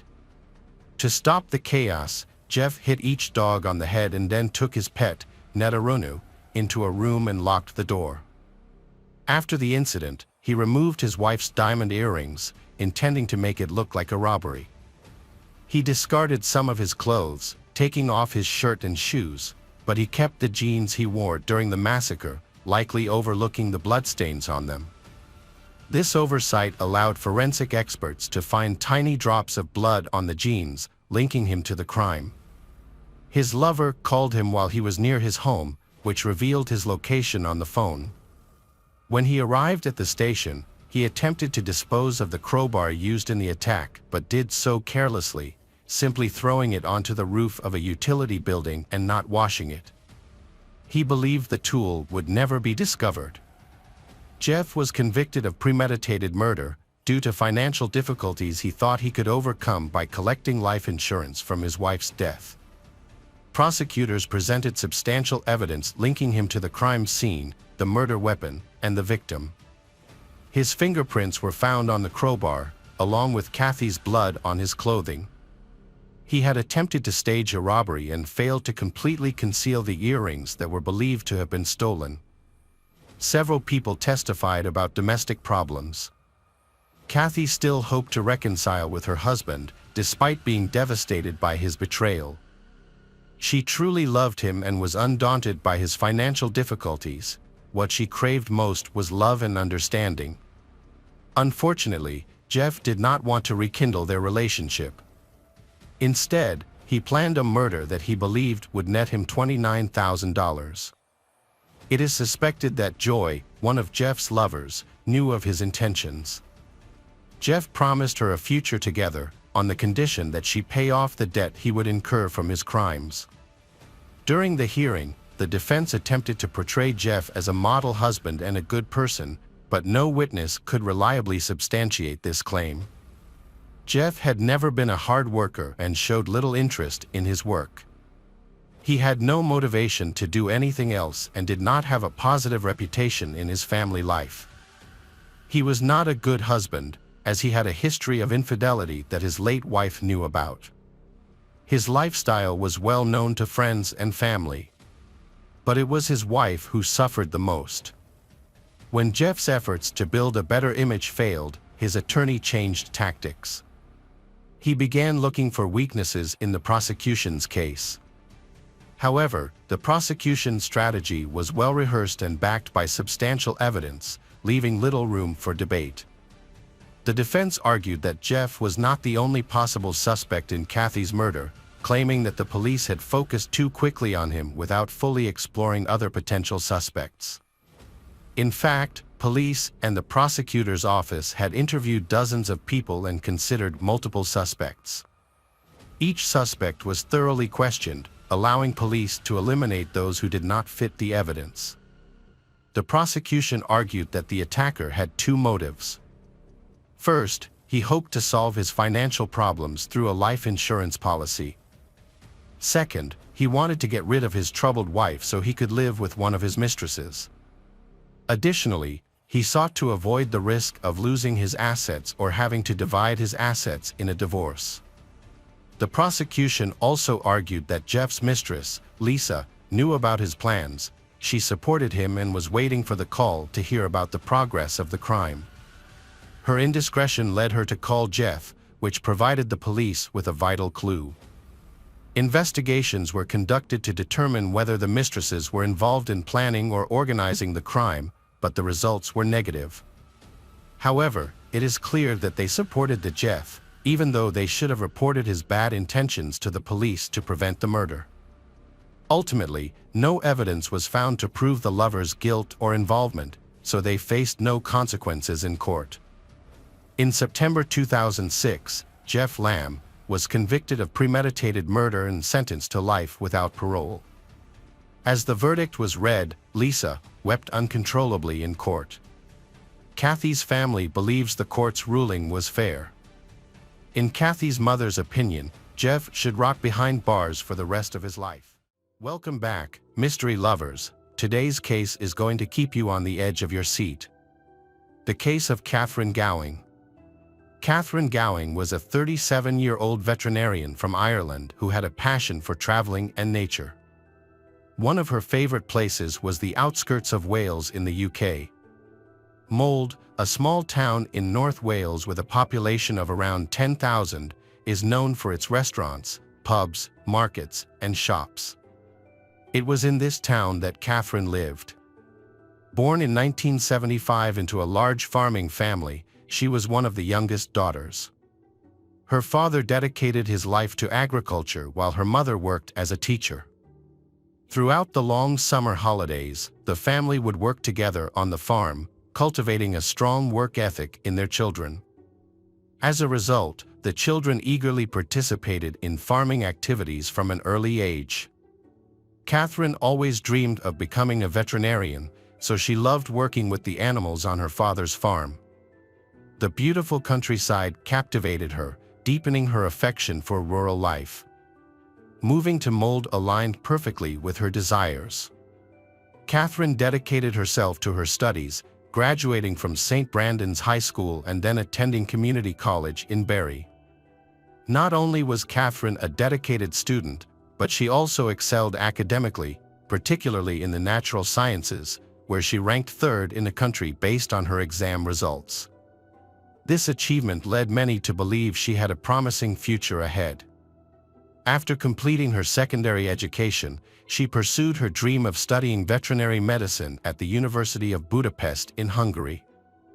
At university, Catherine formed a close group of friends, including Jane Doyle, an older friend from Ireland.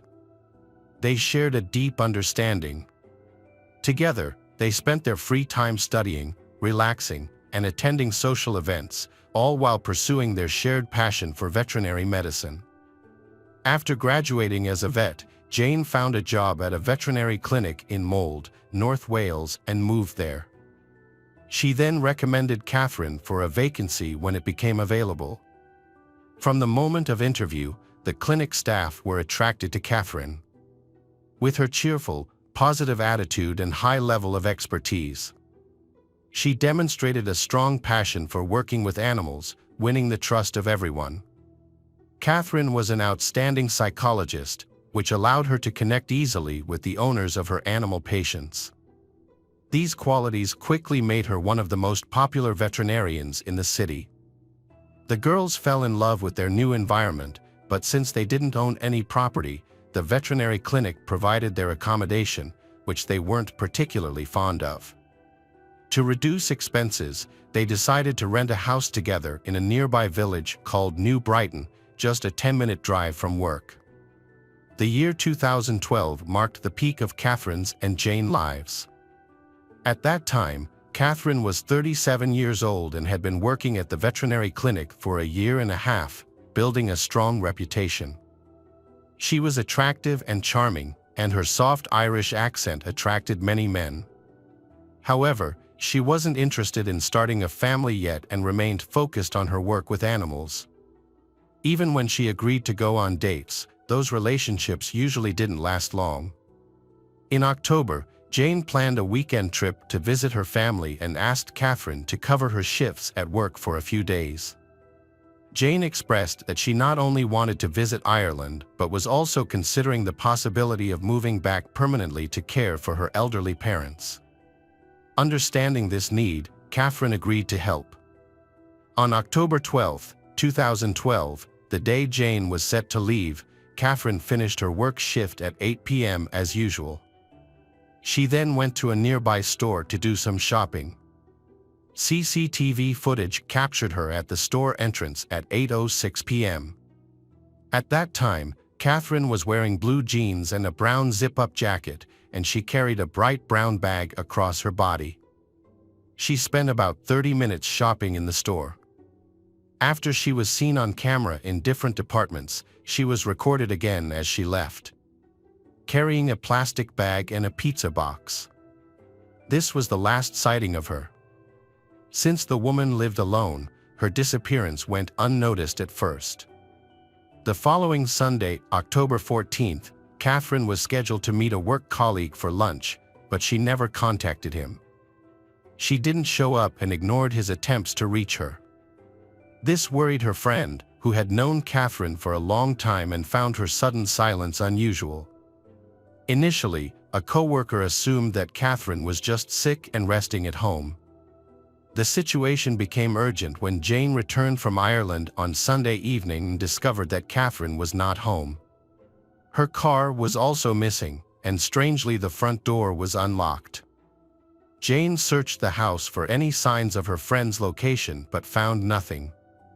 Catherine wasn't answering her calls, and the house was filled with a strong smell of cleaning products, which struck Jane as odd.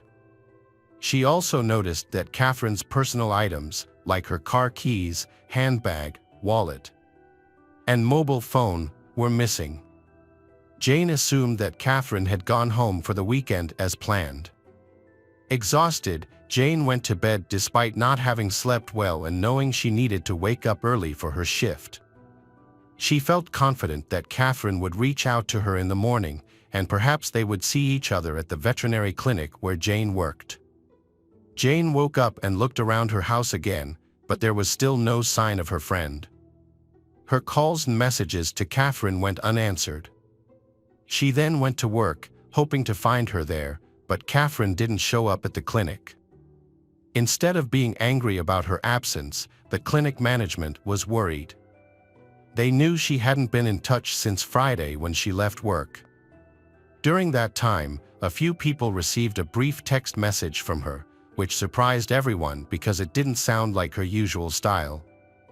These messages were never shared publicly. Concerned for her safety, the employees decided to contact the police. Jane spent the entire day trying to reach Catherine, but her calls went unanswered.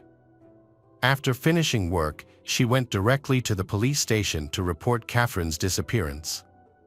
She shared details about Catherine's recent life, which helped the police eliminate her as a suspect. Jane also mentioned that Catherine's car was missing, which could potentially provide a clue to the investigation. The police quickly began their investigation by interviewing Catherine's friends and acquaintances. Everyone commented on her sense of responsibility, never changing her plans without informing someone. This raised concerns that something terrible might have happened to her.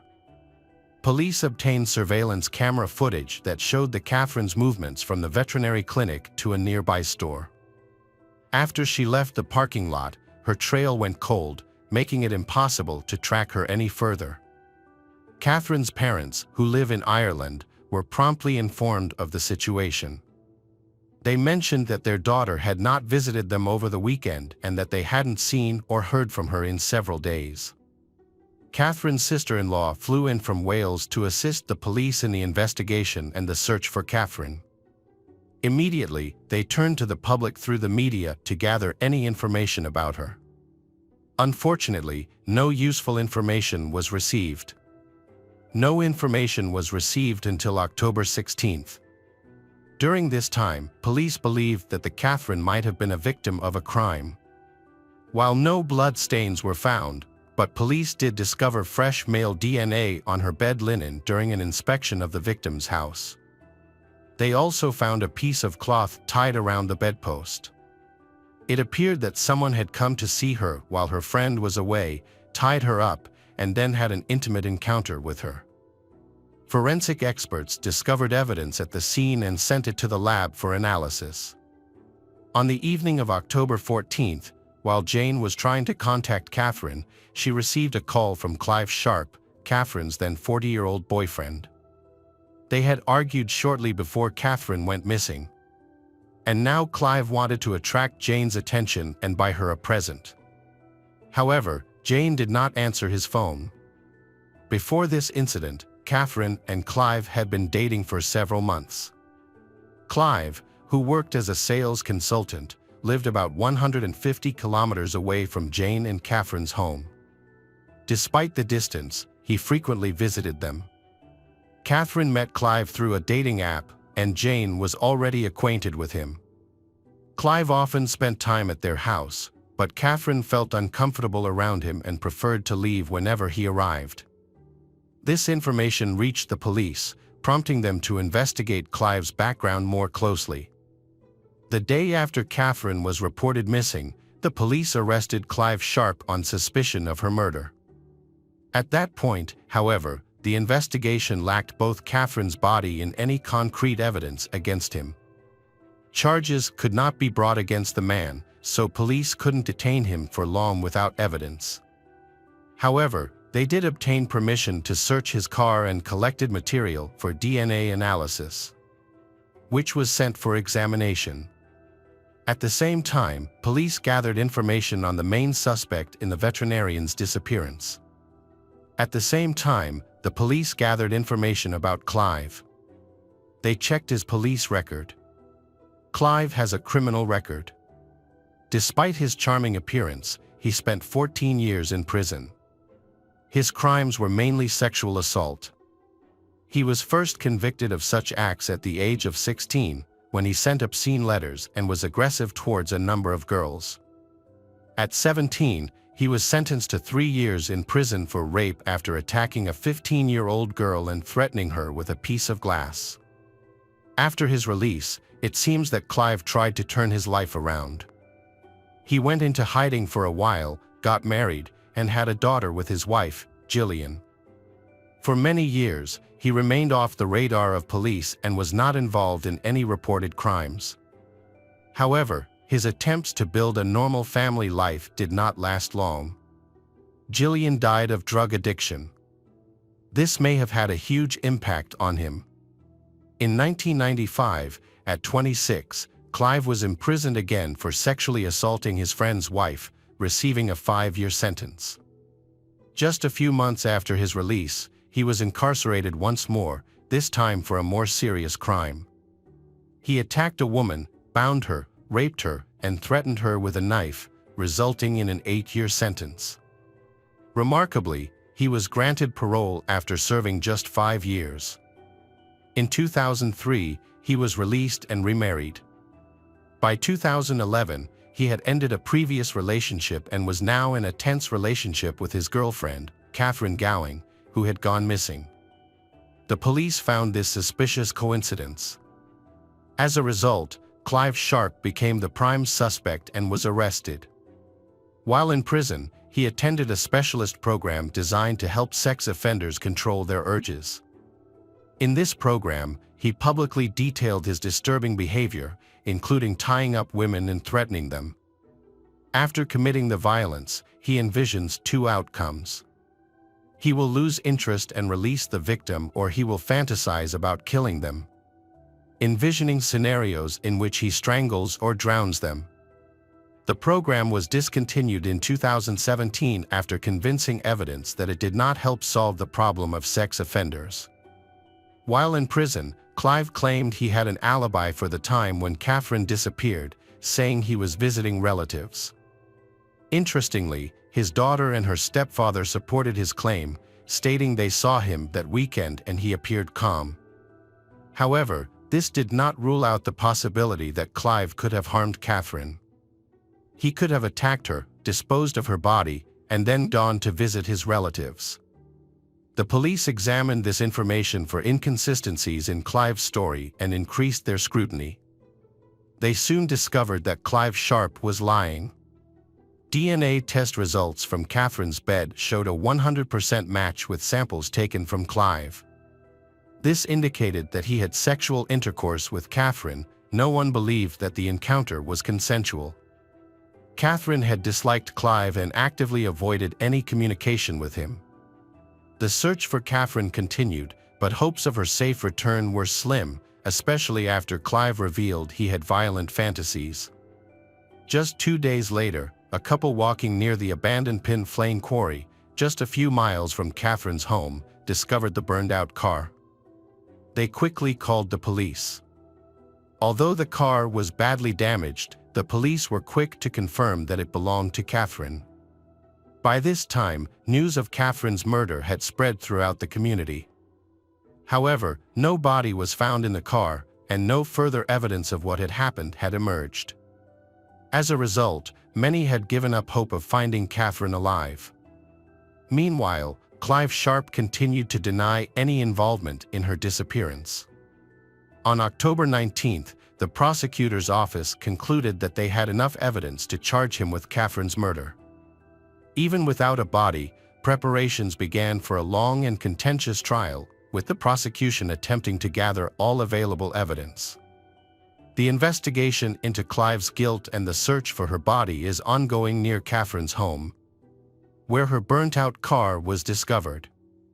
The search involves police, volunteers, helicopters, dogs and divers who have checked all the nearby waters. On January 7, 2013, Clive had not confessed to the murder. However, the search did not last long, as divers soon found human remains in a lake near a quarry, close to the location of the burned car. Dismembered body parts were found in the reservoir, approximately 3 kilometers away.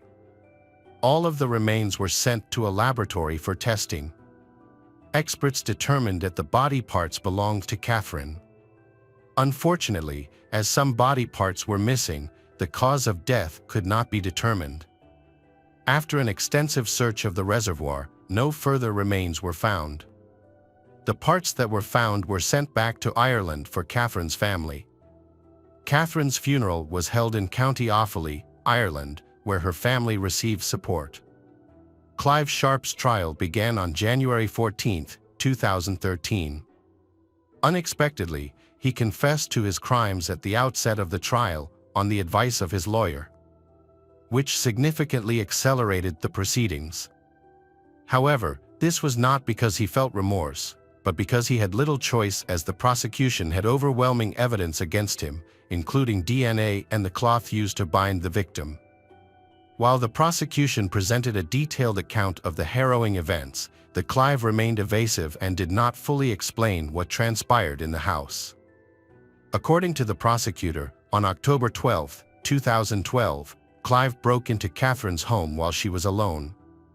He monitored her until she went to bed, then entered the house and attacked her in the bedroom, restraining her to the bed. It is believed he covered her mouth to stop her screaming for help before raping her repeatedly and eventually strangling her. After the attack, Clive went to buy cleaning supplies. He was captured on surveillance cameras at the store where Catherine had been seen alive the previous day. He bought garbage bags, cleaning products, a can of gasoline, and a Halloween mask from a nearby construction store. He also acquired a hacksaw and some blades. Upon returning to Catherine's house, he began to dismember her body, packing the pieces into bags and loading them into his car. He then cleaned the crime scene meticulously, making it impossible for forensic scientists to determine where he had dismembered her. He disposed of the remains in the water and destroyed all her belongings, including her car, which he soaked with gasoline and set on fire. To cover up his actions, Clive sold his old car and bought a new one the very next day. He boasted about this new car to Jane, while she was trying to learn what had happened to Catherine. The old car was located, and the police obtained a search warrant. During the search, they discovered fabric that matched the material used to restrain the Catherine, along with blood stains and Clive's DNA. Additionally, geolocation data from his mobile phone confirmed that Clive was near the lake and at the location where the burnt car was found right after the crime. Despite the overwhelming evidence, Clive refused to speak about the crime during the investigation. Another shocking detail emerged: the intended victim of Clive that night may have been another woman for whom he also had feelings. He tried to break into her house around 10 p.m. on the same night he attacked Catherine. Although they had been involved previously, she ended the relationship due to his rude behavior. When Clive tried to tie her up and harm her, she told him to stop and leave, which he complied with. Clive drove to Catherine's house to fulfill his disturbing desire. Around midnight, he parked nearby where he could see her house clearly. Recorded on CCTV, he waited until about an hour after she went to bed before taking action. After the attack, he returned to his car and spent an hour and a half reflecting on what he had done. He went back to Catherine's house around 3 a.m., knowing she was alone and using a key that Jane had given him, which eliminated any barriers. During the trial, Clive confessed but offered few new details. He kept his head down and avoided looking at the prosecution or Catherine's family. Ultimately, Clive Sharp was found guilty of murdering Catherine Gowing. The prosecution requested a minimum sentence of 42 years, but due to his guilty plea, this was reduced to 37 years. A monument to Catherine was later built in the Catholic Church in Buckley, funded by employees of the veterinary clinic where she worked. A year and a half after the crime, Catherine's friend Jane was still deeply affected following Catherine's death. Jane left her job at the veterinary clinic and moved to northwest England to start over. Hello again, true crime fans. We've got another mysterious case to explore. The case of Alexander Jackson. Cedar Rapids is a city in Lynn County, Iowa, United States. It is the industrial and cultural center of the state, with a population of about 130,000. It exemplifies the blend of modern urban living with rural traditions in America. Jackson's family used to live on Oak Street, Cedar Rapids, and then they moved to Oregon. The Jacksons were a well-off family and had a harmonious family life. The children were well-behaved and did not exhibit any aggressive behavior. The Jacksons relocated in September 2011. Jan and Melissa Jackson purchased a 320-square-meter house for $400,000. Their two children were Alexander, known as Alexander, and their younger daughter Sabrina, with a 1.5-year age gap between them. Jan retired after a successful career in information technology, while Melissa, who had been a photographer, became a stay-at-home mom after their children were born to focus on raising them. Their family could afford their children's college education and yearly vacations to resorts, and they lived in a large, beautiful house. In the evenings, the parents prioritized spending quality time with their children, engaging in activities such as watching movies or playing board games. They also engaged in lively discussions on various topics, including economics and the children's future. Alexander, though quiet and shy, but he easily makes friends. On the contrary, Sabrina is more outgoing and talkative. After finishing school, Alexander developed a passion for video games, often playing late into the night and chatting online with friends. He graduated from Kennedy High School in 2019. During that time, Alexander played the flute and Sabrina played the oboe in the school symphony orchestra. Here, he partnered with an organization to create a project to renovate a house in the historic downtown area. He spent many hours painting the interior house to make it habitable for low-income families. His efforts were featured in the local newspaper, highlighting his dedication to socially beneficial project. Additionally, he participated in scouting. Sabrina excelled in her studies and was very active. In December 2019, she represented the presidential candidate during his visit to Sedora Pizza to discuss global warming issues. It was likely during this time that her brother, Alexander, began to feel distant from her. On the contrary, his father, Jan, are very close to him. However, Melissa and Sabrina behaved in ways that irritated him, particularly their lack of understanding or acceptance of his interest in gaming. Their differing views on life frustrated him, and when he discovered that Sabrina planned to vote for an independent candidate in her first election, his disdain for her grew. Perhaps he had harbored resentment all along, but it was only now that he realized how different his sister, Sabrina, was from him. At that moment, he realized that he would no longer be able to look at her the same way as before. Nor would he be able to cherish her the way he used to. Sabrina and Alexander were opposites in many respects: academics, extracurricular activities, and personality. Sabrina was a strong student, while Alexander did not, though he had no health or substance abuse issues. His difficulties were with his studies. This caused conflict with his father. Initially, they gave him a chance, but his grades continued to decline. He managed to complete only one semester, then his academic performance plummeted, resulting in failed exams. He had previously worked at the university food court but eventually quit that job as well. Alexander always dreamed of opening his own business, but he didn't know how to achieve it. At the end of the semester, when the children returned to their parents' house for the summer, Jan learned about his son's problems with his studies. Alexander, unable to hold back, he decided to take drastic measures. He gave Alexander an option: find a job or move out if he didn't want to continue studying. At that moment, Alexander felt a betrayal that hurt. On the morning of June 15, 2021, everything seemed routine. The neighbors had no idea that just a few doors away, in a house basement, lay the body of a man who had been shot. At 8:23 a.m., Alexander called 911, reported encountering a weaponed man at his home. He said the intruder came up from the basement, where his father, Jan, was staying. The intruder then shot his entire family and injured him. When the officers arrived, they discovered a blood-soaked scene with 3 bodies in different rooms. Doctors later confirmed that Jan, Melissa, and Sabrina were all deceased, each suffering from multiple gunshot wounds. They had been shot at point-blank range, with a total of 10 bullets fired. The police searched the property and quickly found a Browning .22 semi-automatic rifle, which had been used in the crime. Surprisingly, the neighbors had neither heard nor noticed the gunshots. During the investigation, detectives discovered that Jan had left a rifle on the fireplace, making it easily accessible. It was used in the family's murder. He had left it there after cleaning it the previous day. Normally, the rifle was stored in a locked gun cabinet.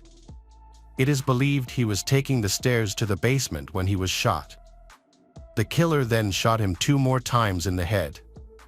The killer proceeded to Sabrina's bedroom and shot her in the chest and stomach. Finally, he found Melissa's mother in the main bedroom and shot her in the head, leaving her body on the floor.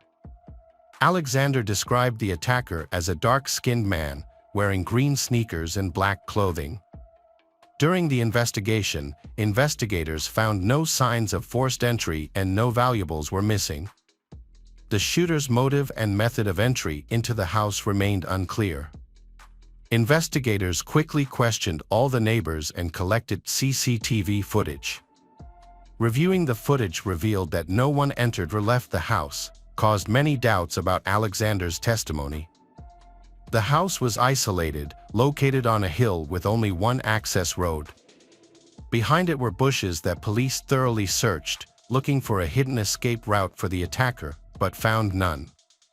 Detectives begin investigating family matters and discover that Alexander has recently clashed with Jan and has a strained relationship with Melissa and Sabrina. He admitted to these issues, and it was speculated that the motive could be an inheritance of around $2 million. He was evidently hiding something, which was the first suspicion of the police officers. After being wounded, he was taken to the hospital for medical care, and the officers continued to interrogate him during the ride. Many of his statements were inconsistent. For instance, he initially told dispatcher 911 that all members of his family were shot, except him. However, in the ambulance, he appears surprised to learn that his sister, Sabrina, has also died. Alexander claimed he slept until 8 a.m., but it was discovered that his social media was active at 6 a.m., contradicting his story. Additionally, a pool of blood was found next to his bed, and forensic examination determined that he had shot himself in the leg at that spot, then bandaged the wound, went downstairs, and met the police. This contradicted his claim that an attacker shot him while he was downstairs. The nature of the wound made detectives suspicious, as the examination showed he shot himself in the leg. The bullet's trajectory and skin burns indicated a close-range shot. Detectives don't believe that a stranger who shot Alexander's entire family would leave him alive. The police tried to persuade Alexander to confess, but he continued to maintain his innocence. After recovering, he was arrested and sent to prison.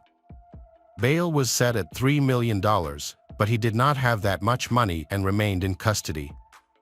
He was charged with the murder of Sabrina, Jan, and Melissa. There was no doubt that Alexander was guilty. He is the only one in the family alive and had a motive. However, for the trial, physical evidence was needed. So investigators continued to collect evidence. According to police, since the 1982 Sitter Pizza case, this is the next known triple murder. The massacres shocked local residents, especially those close to the Jackson family.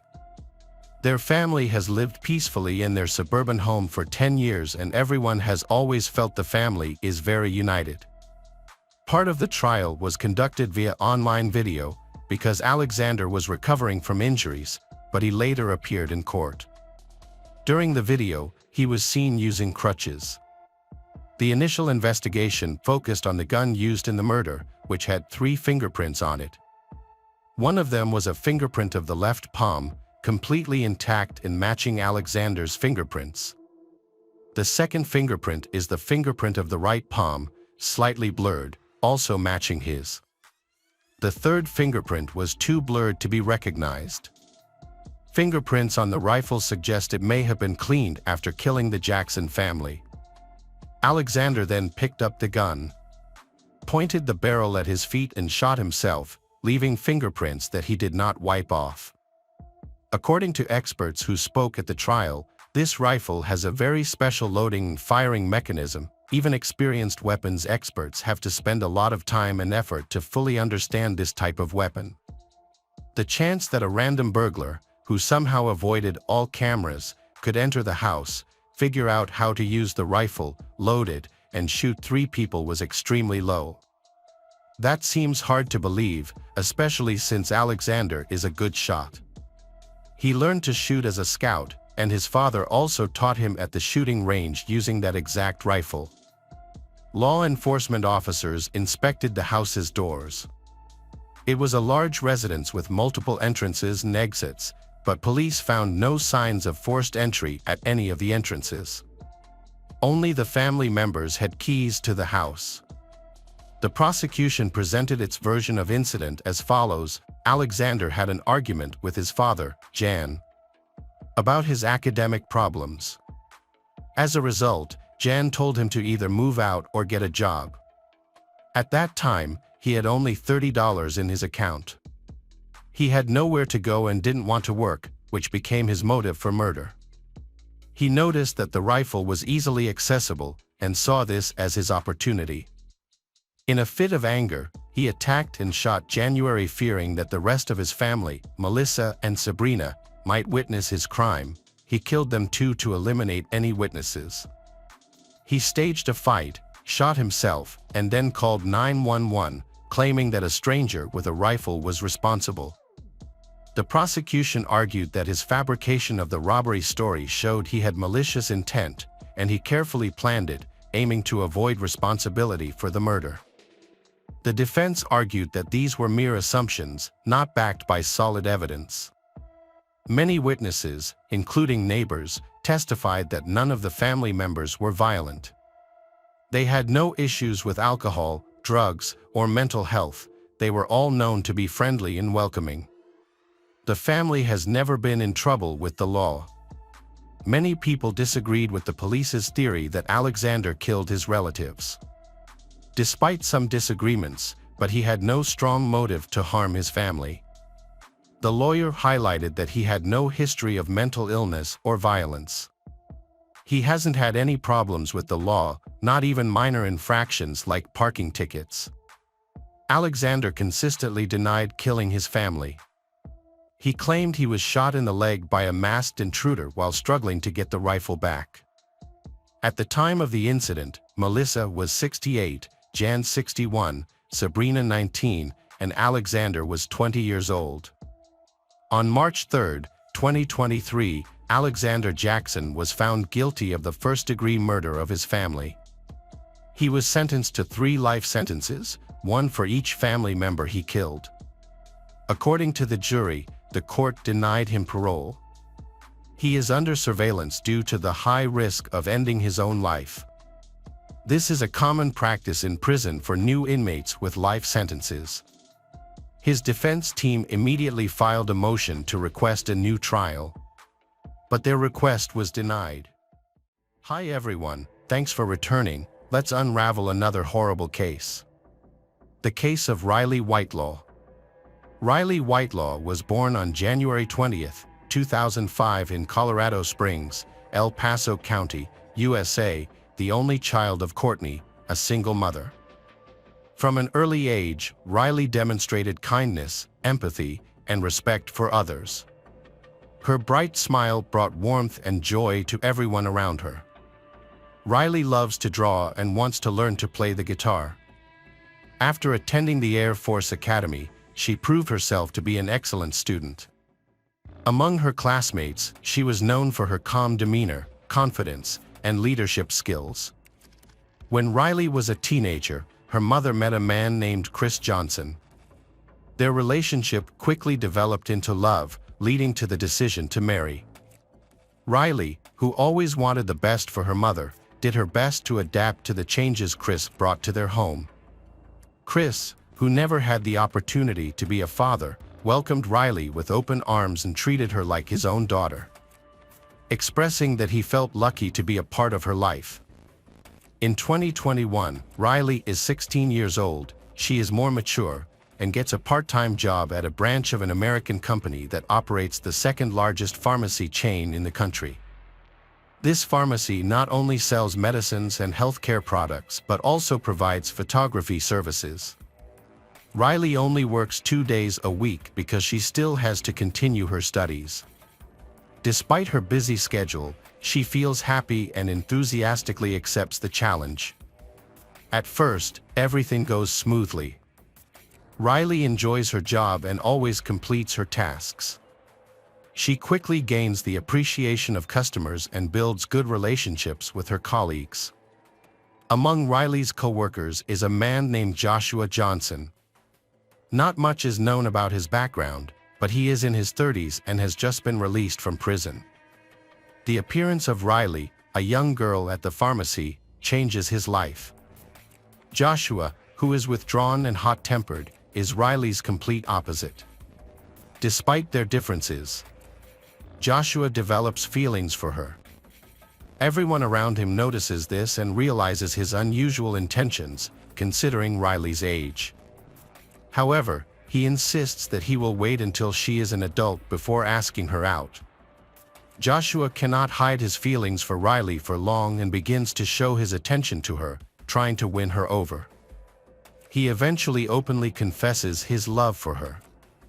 However, Riley does not have feelings for him. After being rejected, Joshua becomes hurt and begins to act out, trying to hurt Riley whenever possible. During a class where he is supposed to teach her and another coworker about how to work in a photo lab, he completely ignores her. This behavior frustrates Riley, as it negatively affects the quality of her work. Joshua refuses to answer her questions or offer any help.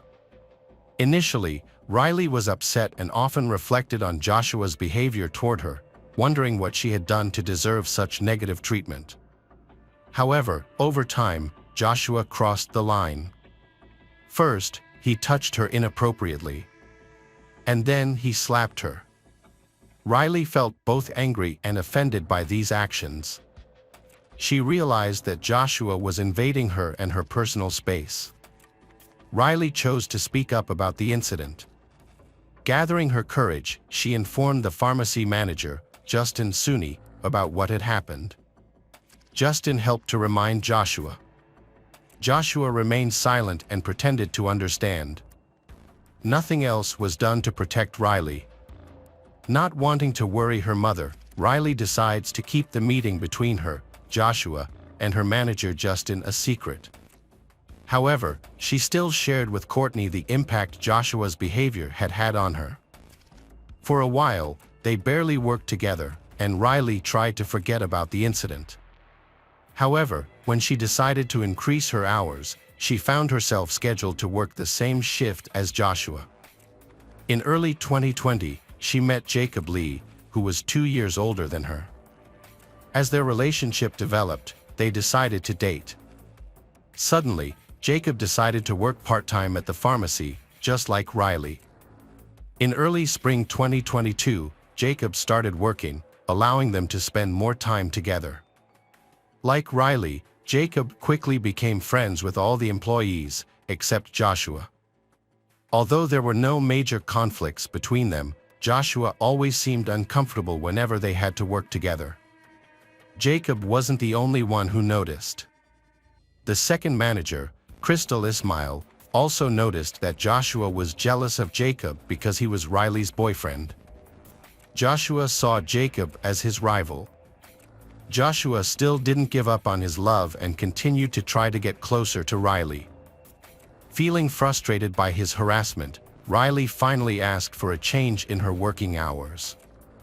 After a while, Riley needed more money and wanted to work overtime. Her boss informed her that she would have to work the same shift as Joshua because she had no other choice. Riley shared her concerns with Jacob. Riley shares her concerns with Jacob, but he doesn't take her words seriously and doesn't realize the severity of the situation. This disappoints Riley. On June 11, 2022, Riley was at the pharmacy where Crystal was in charge of management, and everything was going smoothly. Although Joshua was on the same shift as Riley, he took advantage of his coworker's distraction to enter the break room. First, he placed a busy sign on the bathroom door, then blocked the view of one of the surveillance cameras with containers, and finally taped the window. The exact details of what happened next remain unclear, but when it was time for Riley's break, she entered the break room where Joshua was hiding, ready to put her plan into action. At approximately 5:44 p.m., surveillance camera footage captured a customer named Alicia Shanky in the store when she heard a woman scream. Seconds later, she heard the door close, but Alicia ignored it. She made her purchase and left the store. Meanwhile, in the break room, Joshua attacked Riley with a knife, and the attack was both quick and brutal, and Riley died instantly. Crystal, the store manager, becomes concerned when Riley does not return to work after her break and becomes even more suspicious when she notices that Joshua is also missing. She quickly goes outside the door where the trash can is. As she approaches, she sees someone's bare feet and, feeling scared, she rushes back to the pharmacy, locking the front desk door to prevent anyone from entering. This allows Joshua to dispose of Riley's blood-stained items in the trash without being seen. He then returns home. A few minutes later, Crystal mustered up the courage and went outside again, but the person was gone. Unable to find Riley, she decided to contact the manager, Justin. She also called Jacob, but he had no information on Riley's location. Justin then went to the pharmacy to investigate the situation. It was a little after 6 p.m. when he arrived. When he arrived, he quickly began reviewing the surveillance camera footage and saw Riley walking towards the break room. In an earlier recording, he noticed Joshua stacking boxes and containers to block the camera's view.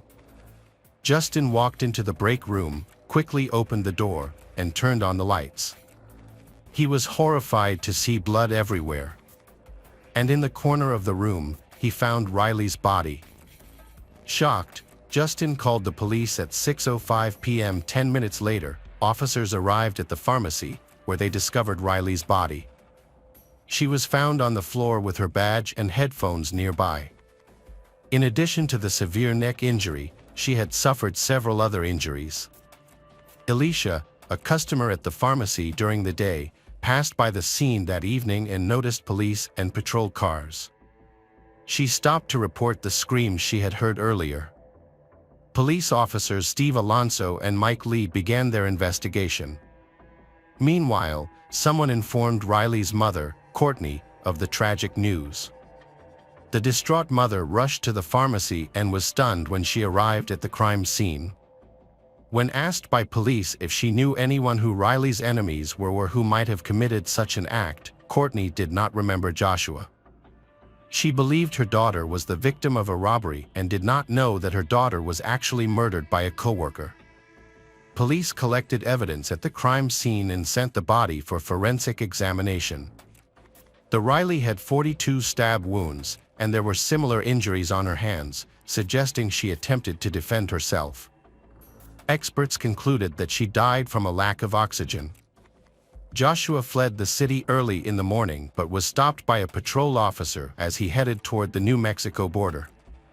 The officer was unaware of his actions and arrested him based solely on his appearance, as his face was covered in cuts, scrapes, and bruises.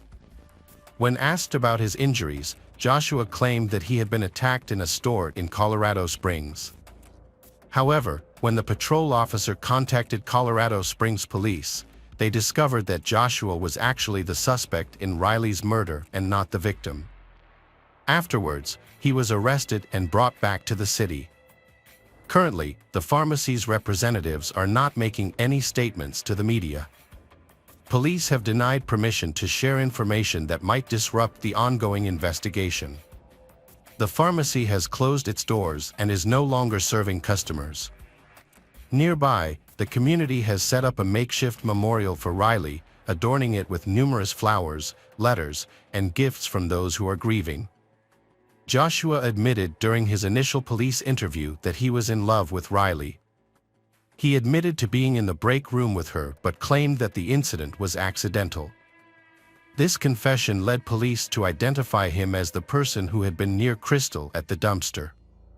Despite the evidence against him, Joshua maintained his innocence and denied obstructing the view of the security camera. Police later discovered his DNA on the murder weapon.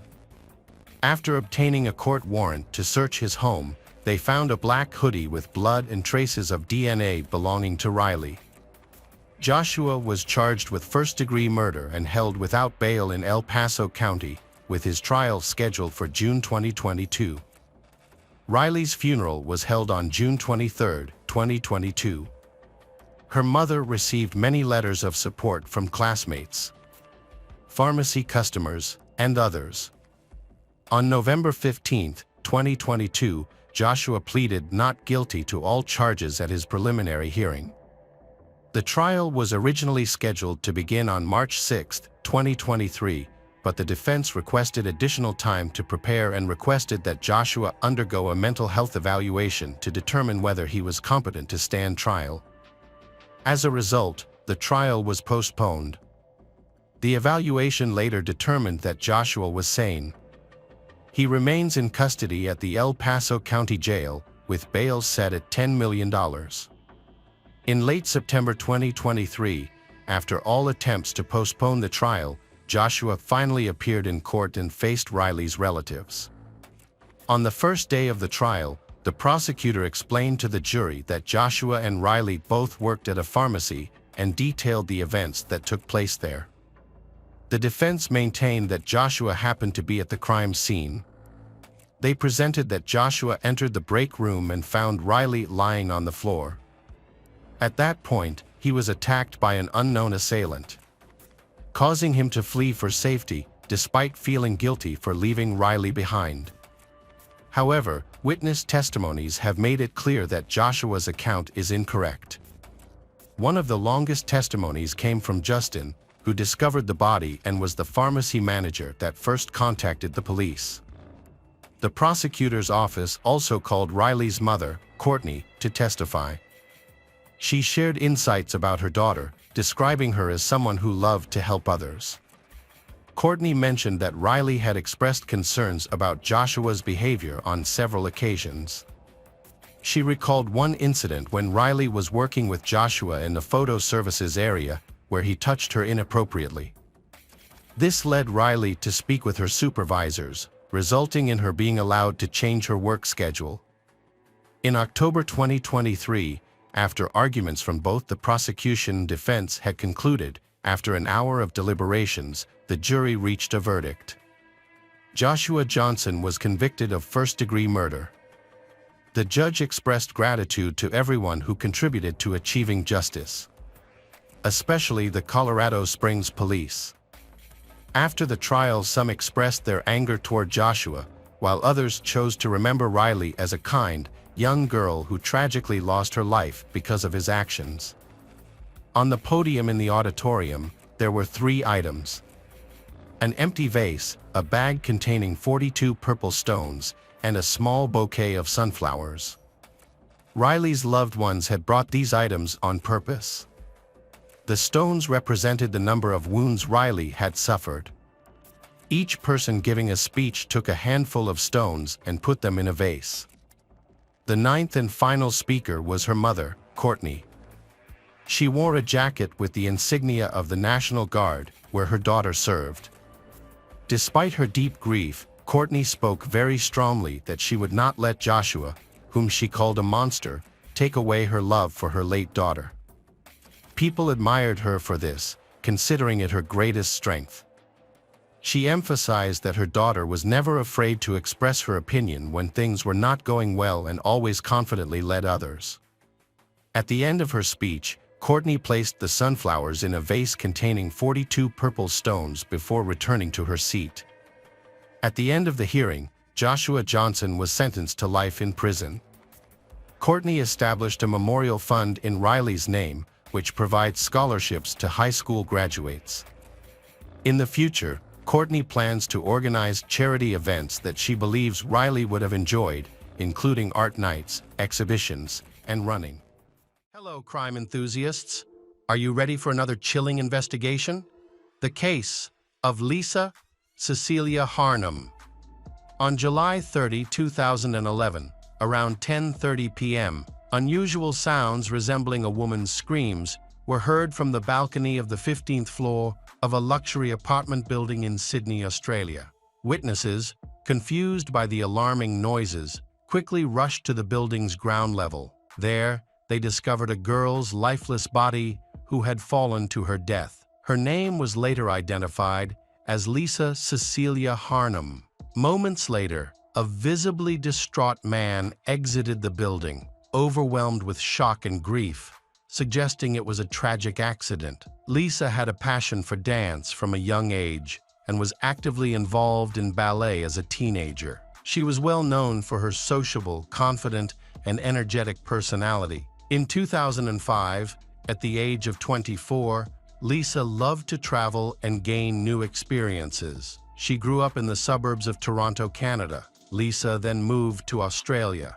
Lisa initially came to Australia on a 12-day working visa. However, she extended her stay by working at a hair and beauty salon in Sydney. The position suited Lisa well, as she had a passion for fashion, unique hairstyles, and the latest beauty trends.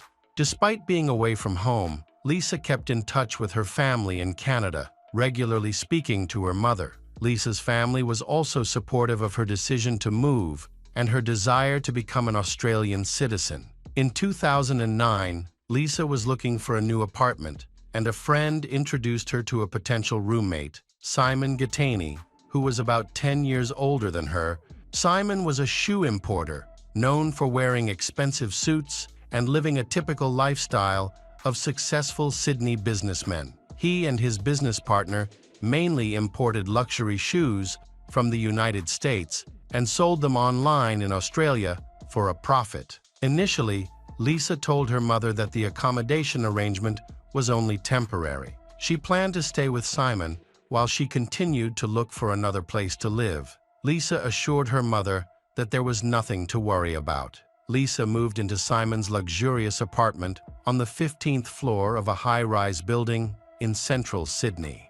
The apartment had large windows and a spacious balcony. After only 2 months of living together, they began a romantic relationship. Lisa told her mother that she and Simon were starting to date, and their relationship seemed to be progressing rapidly.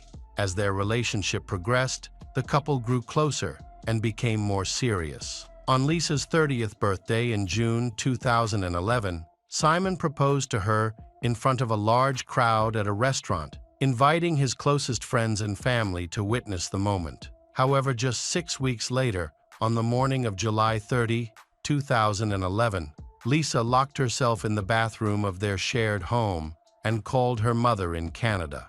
She pleaded with her mother to come to Australia and help her escape from Simon. John, her mother, agreed to take time off work to assist her daughter. Meanwhile, Lisa was nearly finished packing her suitcase. John advised her to hurry and take her bag and passport so she could leave the house quickly. On the morning of July 30, a young Japanese student was walking to Liverpool Street to catch a bus. He was waiting at the bus stop on the side of Hyde Park, across from the building where Simon and Lisa lived. While he was waiting, he heard a loud noise that caught his attention. He saw a body falling from the side of the building and a shirtless man standing on the balcony, looking down. Minutes later, Simon, dressed only in his pajamas, ran desperately out of the building toward Lisa's body. The police arrived quickly, but it was too late. Lisa had died in the fall. Her handbag was next to her,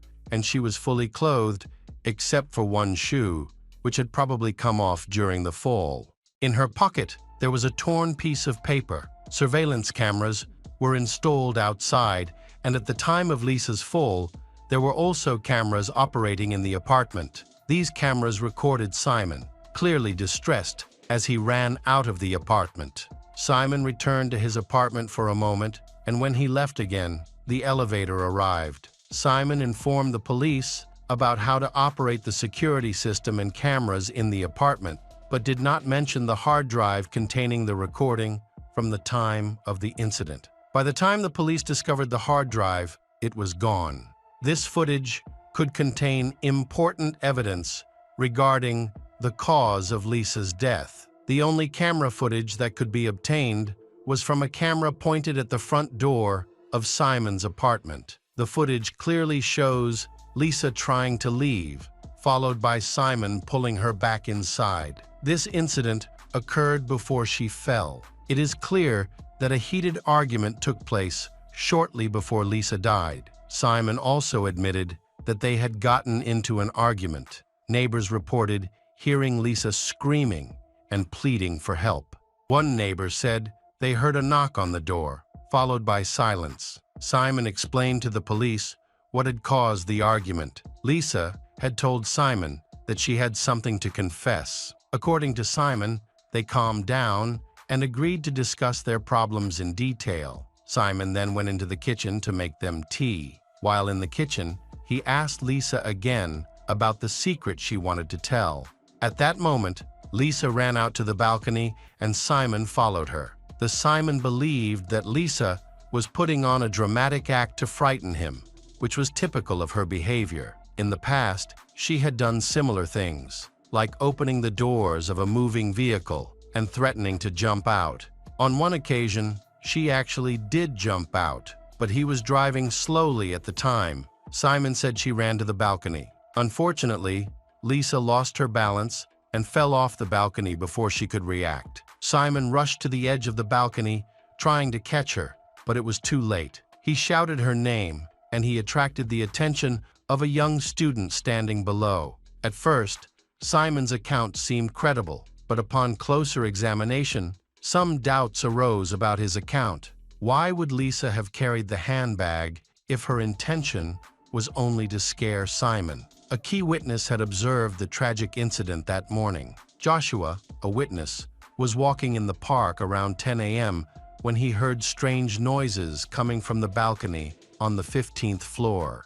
He looked up and saw Simon standing there, shirtless, holding what appeared to be a black suitcase. Joshua watched as Simon took something out of the suitcase and threw it off the balcony. Although Joshua could not understand what Simon had thrown, he rushed over to find out what was going on.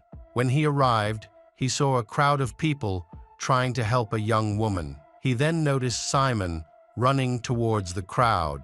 Joshua had previously seen Simon staring at Lisa's body from a distance for a long time before running down.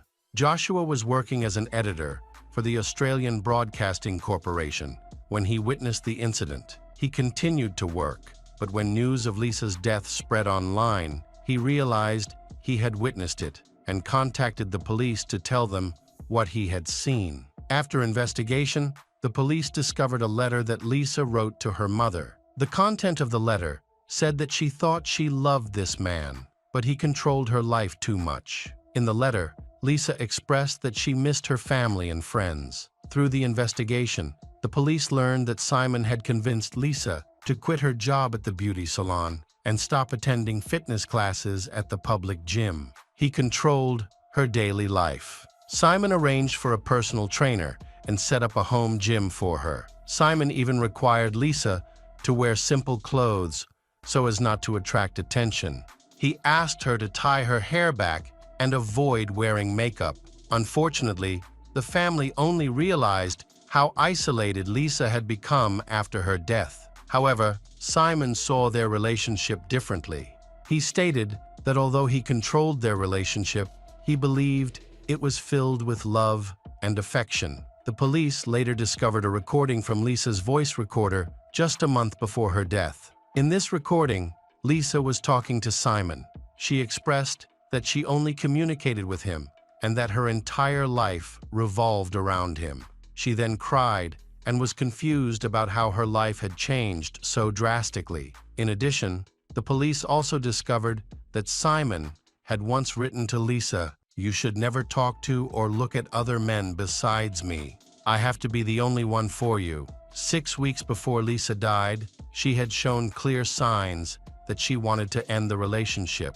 Lisa had asked her fitness trainer to hold on to some of her belongings until she could get them back. On the morning of 30 July, Lisa locked herself in the bathroom and secretly called her mother. They agreed to meet in Sydney later. John said she had never realized how closely Simon had followed Lisa.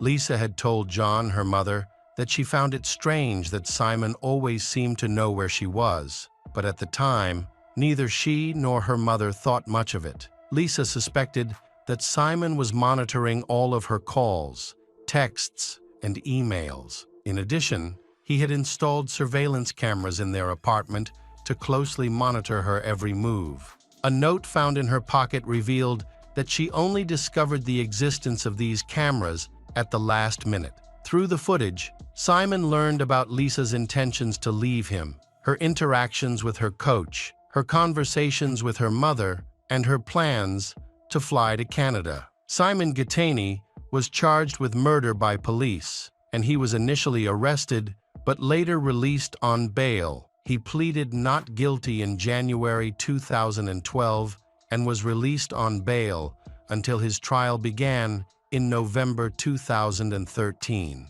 The media were not allowed inside the courtroom. A notable focus was Simon's new girlfriend, 23-year-old Rachel Louise. Her striking resemblance to Lisa attracted media attention and increased interest in the trial. Rachel has consistently shown her support for Simon throughout the trial, speaking out about his innocence whenever possible. She reportedly contributed about $85,000 of her own savings to pay for his defense attorney.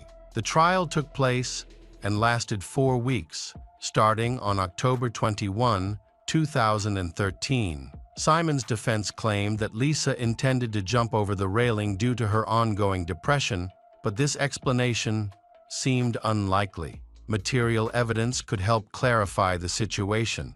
The balcony railing was 1.2 meters high, while Simon was only 1.65 meters tall, suggesting it would have been difficult for him to lift Lisa, who weighed about 50 kilograms, over the railing. Given Simon's age and build, could he have physically lifted and thrown Lisa off the balcony? Simon's brother Anthony attempted to recreate the scene to counter the prosecution's version of events. The reenactment showed that in order to throw Lisa over the railing, Simon would have needed to carry her a distance and maneuver around obstacles such as the treadmill and flower pots while struggling. This would have been nearly impossible without touching the railing.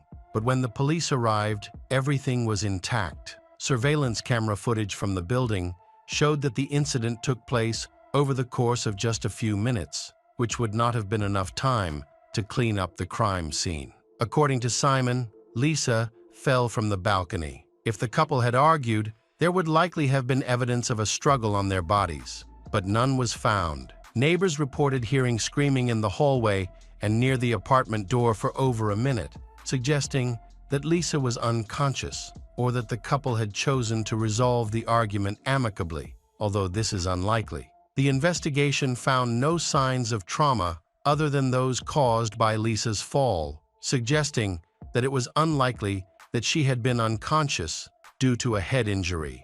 It is also unclear how she would have been able to hold on to her bag if she had been unconscious. These points cast doubt on the testimony of the main witness, who claimed that Simon had deliberately killed Lisa. Joshua was the only person who witnessed the moments before Lisa fell, while the others only reported hearing some noises. Joshua, the international student closest to the incident, was facing the building when he heard a loud noise. He looked up but did not see what was causing it.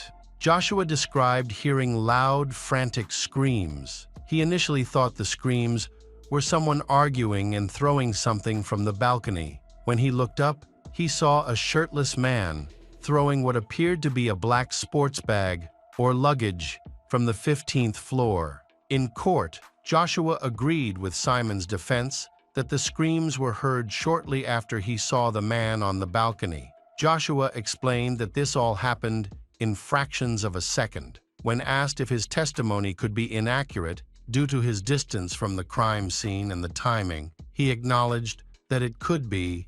The evidence suggests Simon is innocent, as it would be impossible to commit such an act in just a few minutes without leaving a mess. However, during the investigation, police uncovered Simon's past. He was first arrested for assault as a teenager in 1991 after a confrontation with his ex-girlfriend's employer. Simon allegedly harassed her at her workplace in a Sydney shopping center. Her employer decided to defend her, but after the fight, Simon brought a dozen friends with him and they attacked his ex-girlfriend's employer. Simon was later caught in a car with stolen goods when police arrived at his home after he failed to attend a scheduled court hearing. He attacked 2 police officers at the age of 20 and was charged with assaulting a police officer after biting off the officer's earlobe. Simon served 2 years in prison. However, he did not serve his full sentence and was released on bail. In the following years, he was arrested for supplying drugs and convicted in New South Wales, receiving a 3-year prison sentence. By the time Lisa had unwittingly moved in with him, Simon had started a women's footwear import business operating through a website, appearing to be a legitimate and successful businessman. The final trial lasted several hours before the judge delivered his verdict. The judge found Joshua's testimony to be credible. They found Simon's testimony unconvincing, suggesting he appeared to be acting rather than being sincere. The judge concluded that, although Simon had a coherent story, his account lacked the necessary details to be considered credible. When the jury returned a guilty verdict for murder, Simon's girlfriend Rachel shouted at the judge, "You're completely wrong," and left the courtroom in tears. She became the target of fierce criticism from the media in Australia and abroad for supporting Simon. Rachel later sued the Daily Telegraph over 3 articles that allegedly portrayed her as a prostitute. Rachel eventually won an undisclosed settlement from the Daily Telegraph and continued to maintain that Simon was not guilty of murder. The judge sentenced Simon Gittany, then 40, to 26 years in prison for the murder of Lisa Cecilia Harnham. He will be eligible for parole on 21 May 2031. Lisa's family traveled from Toronto to Sydney to attend the trial. Hello again, true crime fans. We've got another mysterious case to explore. The case of Anita Knutson. Anita Knutson, 18, had just finished her first year at Minot State University. She is intelligent, hardworking, and well-liked. She majored in education and aims to become a kindergarten teacher. Her family and friends believed this profession suited her perfectly because she loved working with young children. She often cared for the neighbors' kids. Anita shared an apartment near the university with a childhood friend. To help cover her tuition and living expenses without burdening her parents, she took on 2 jobs, one in retail and another at a local hotel. Despite her busy schedule, she maintains an active lifestyle and has many friends. In 2007, Anita was eagerly anticipating the summer break. She missed her home and family very much, although she regularly calls her parents and keeps in touch with her siblings. When her mother called on Saturday, June 3, she did not respond. She had a shift at the hotel that day, so her mother thought she might be busy or simply missed the call. However, on Sunday, not being able to contact Anita caused concern, especially since she did not show up for work. Worried, her father, Gordon, decided to travel to Maine to check on her. As Gordon approached the building where Anita lived, he noticed that the window of her room, located to the right of the front entrance, was broken. Getting closer, he saw a hunched figure of a girl sitting on the bed. Although her face was not visible from the window, but he recognized it was his daughter. He called her name, but when she didn't respond, he reached through the window to touch her. To his horror, he realized she was dead. Her body was cold. In a panic, he contacts the homeowner, Laura Knapp, and waits for her to unlock the door.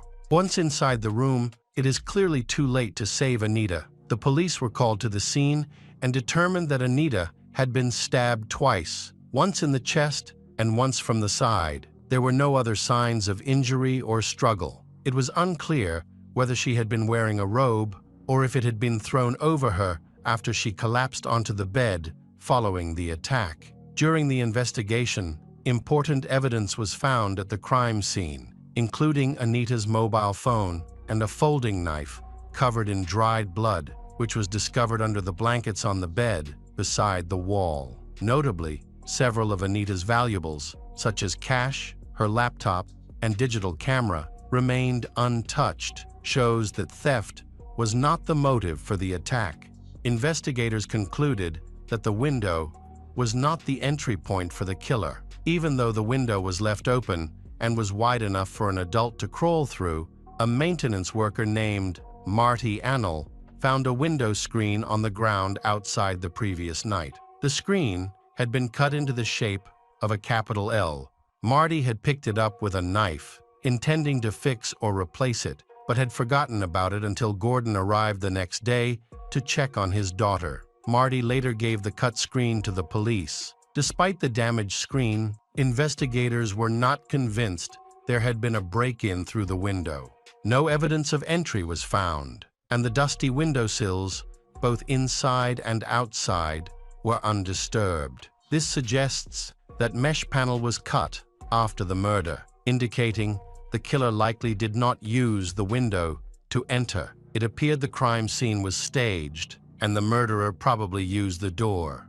When Gordon entered the apartment, he found the front door locked, which required a key to open and close. There were 4 individuals to have keys to the front door. One belonged to Anita, another was her roommate, Nicole Rice, who was away visiting parents for the weekend. The third belonged to the landlady, Laura Knapp, and the 4th person is the maintenance worker, Marty. Marty caught investigators off guard because he was the one who discovered the window grill. He claimed he did not see Anita on the bed next to the window when he picked up the screen from outside. However, Gordon said that as he approached the building, he could clearly see Anita through the window. Initial DNA tests on items such as a pocket knife and other areas of the room yielded no clues, suggesting that investigators would need to look for the killer using other methods. They began looking into Anita's personal life and eventually concluded that she had been murdered. Cell phone records and forensic analysis revealed that Anita was texting a friend, Michael Van, early on Sunday morning, more than a day before her body was found. The text indicated that Michael, who had a romantic interest in her, sent a message asking her to reply to his previous message. However, Anita replied that she didn't know what to say. Their exchange was personal, but not flirtatious. The last text from him arrived on Anita's phone at 4:53. It turned out that Michael wanted more than just friendship, but friends stated that the two only communicated platonically. Michael isn't the only one who wants to date Anita. Tyler Schmaltz, a college student, He is shy and awkward, also has feelings for her. He admitted to having few friends, and Anita was one of the few who showed him kindness. They attended prom together in high school, but their relationship never turned romantic.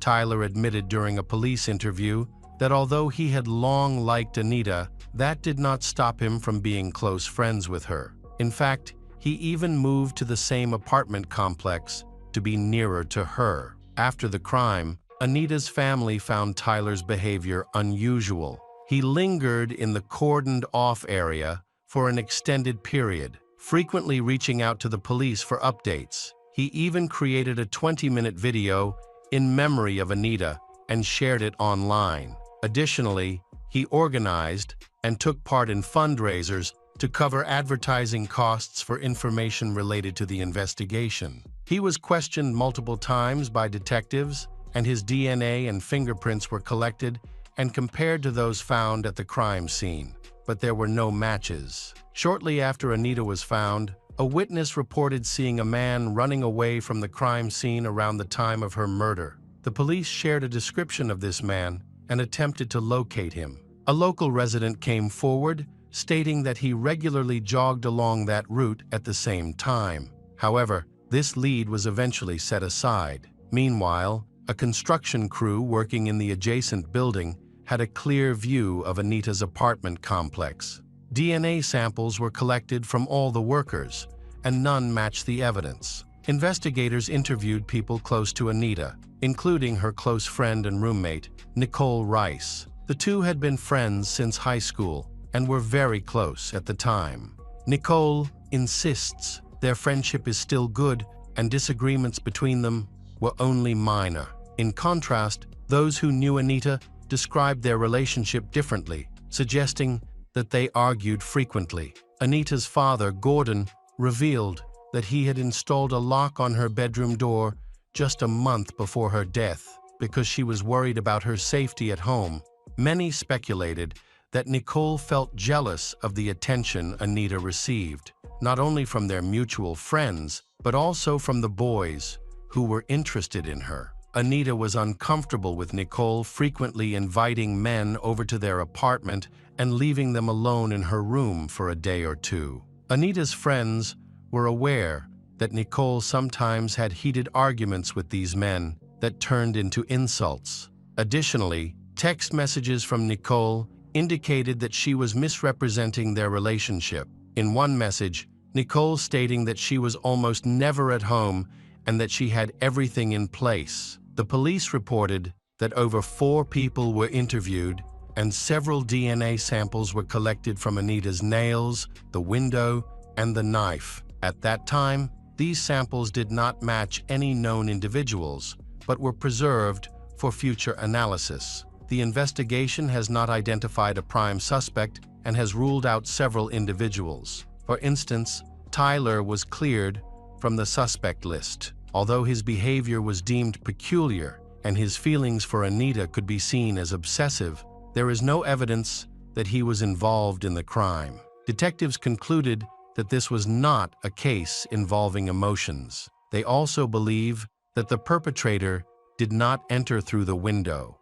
Whoever the perpetrator was, they had a key to the apartment and could have locked the door when they left. Tyler appeared genuinely eager to assist in the investigation and find the murderer. He had no motive to harm Anita and willingly participated in interviews with both the police and the media following her death. He admitted to being in love with her, though she did not feel the same. They were merely good friends. Marty, the building maintenance worker, was also questioned multiple times, and information about him was gathered. This continued until January 2009, when Marty was found dead in his apartment. There has been much speculation over the years about Marty's involvement in the murder. His sudden death further increased suspicions that he could not bear his guilt. Anita's case remains unsolved, and for nearly 15 years, there have been no new leads. Tyler was not the only one seeking answers.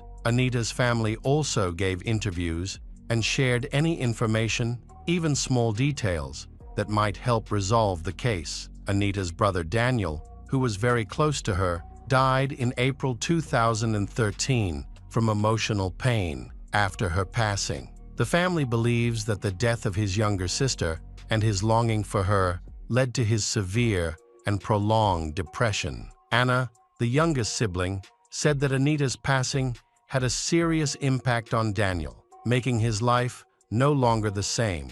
As a result, the family endured the loss of 2 children. In the fall of 2021, the investigation got a new lead when the American crime show Cold Justice took over Anita's case. Cold Justice is known for revisiting unsolved cases, which often leads to the arrest of suspects and obtaining confessions from them. The show's team traveled to Minot, North Dakota, to search for people who knew Anita. The Cold Justice team identified 4 main suspects in the case: Tyler, who they quickly re-interviewed and dismissed as a suspect; Michael, who had been attempting to date Anita and was the last person to communicate with her; Marty; and Nicole. Detective Maynata and the investigative team found no evidence of a conflict between Anita and Michael, leading them to eliminate him as a suspect. They also believe Marty's claim that he could not see Anita from the outside window is true. Police reports indicated that when they arrived, the lights in Anita's bedroom were off before sunset, making Marty unable to see her at that time.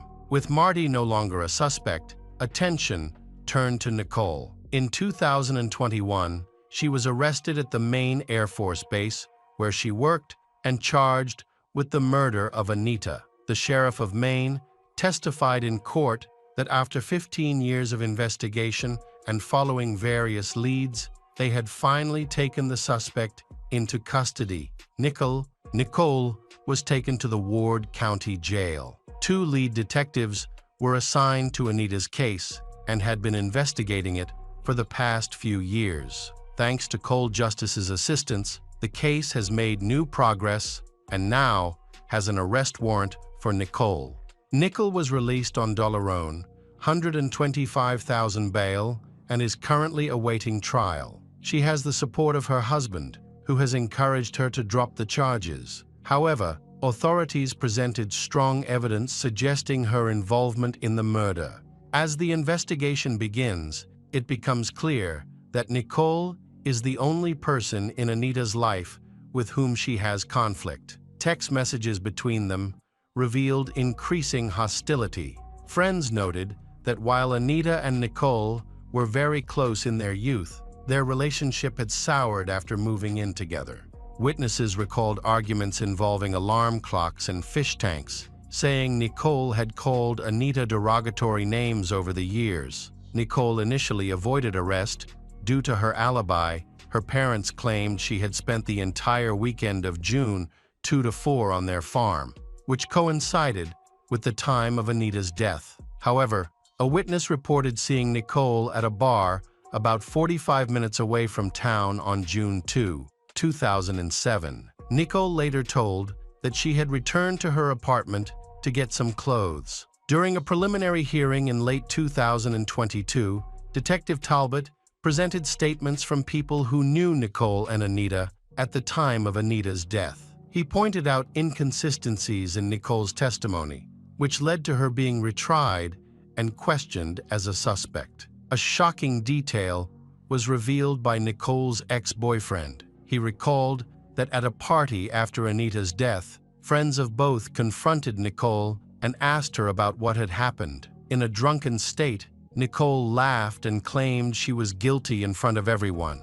In 2008, 9 statements were submitted regarding the confession Nicole made at that party. Her boyfriend also reported to the police about the incident that transpired there. However, efforts to have Nicole repeat her confession while sober were unsuccessful. Ultimately, the judge concluded that there was sufficient evidence to charge Nicole when the case goes to trial, expected to occur in mid to late 2023. Nicole's attorney, Philip Becker, was expected to point the finger at a new suspect named Devon Hall, who had been arrested for breaking into homes. Officer Maynata, who arrested Devon Hall, noted in his report that Devon claimed he had been to many houses in the area. Philip also pointed to a statement from a witness who saw a man running from the area around the time of Anita's murder, claiming the description matched Devon. The defense insisted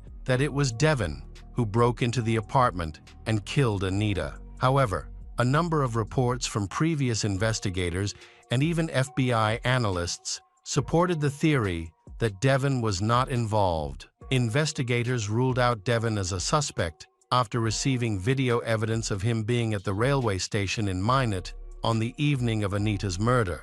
Therefore, the person seen running away could not have been him. It is likely that the defense will try to find new arguments, especially since opinions about Anita's death differ.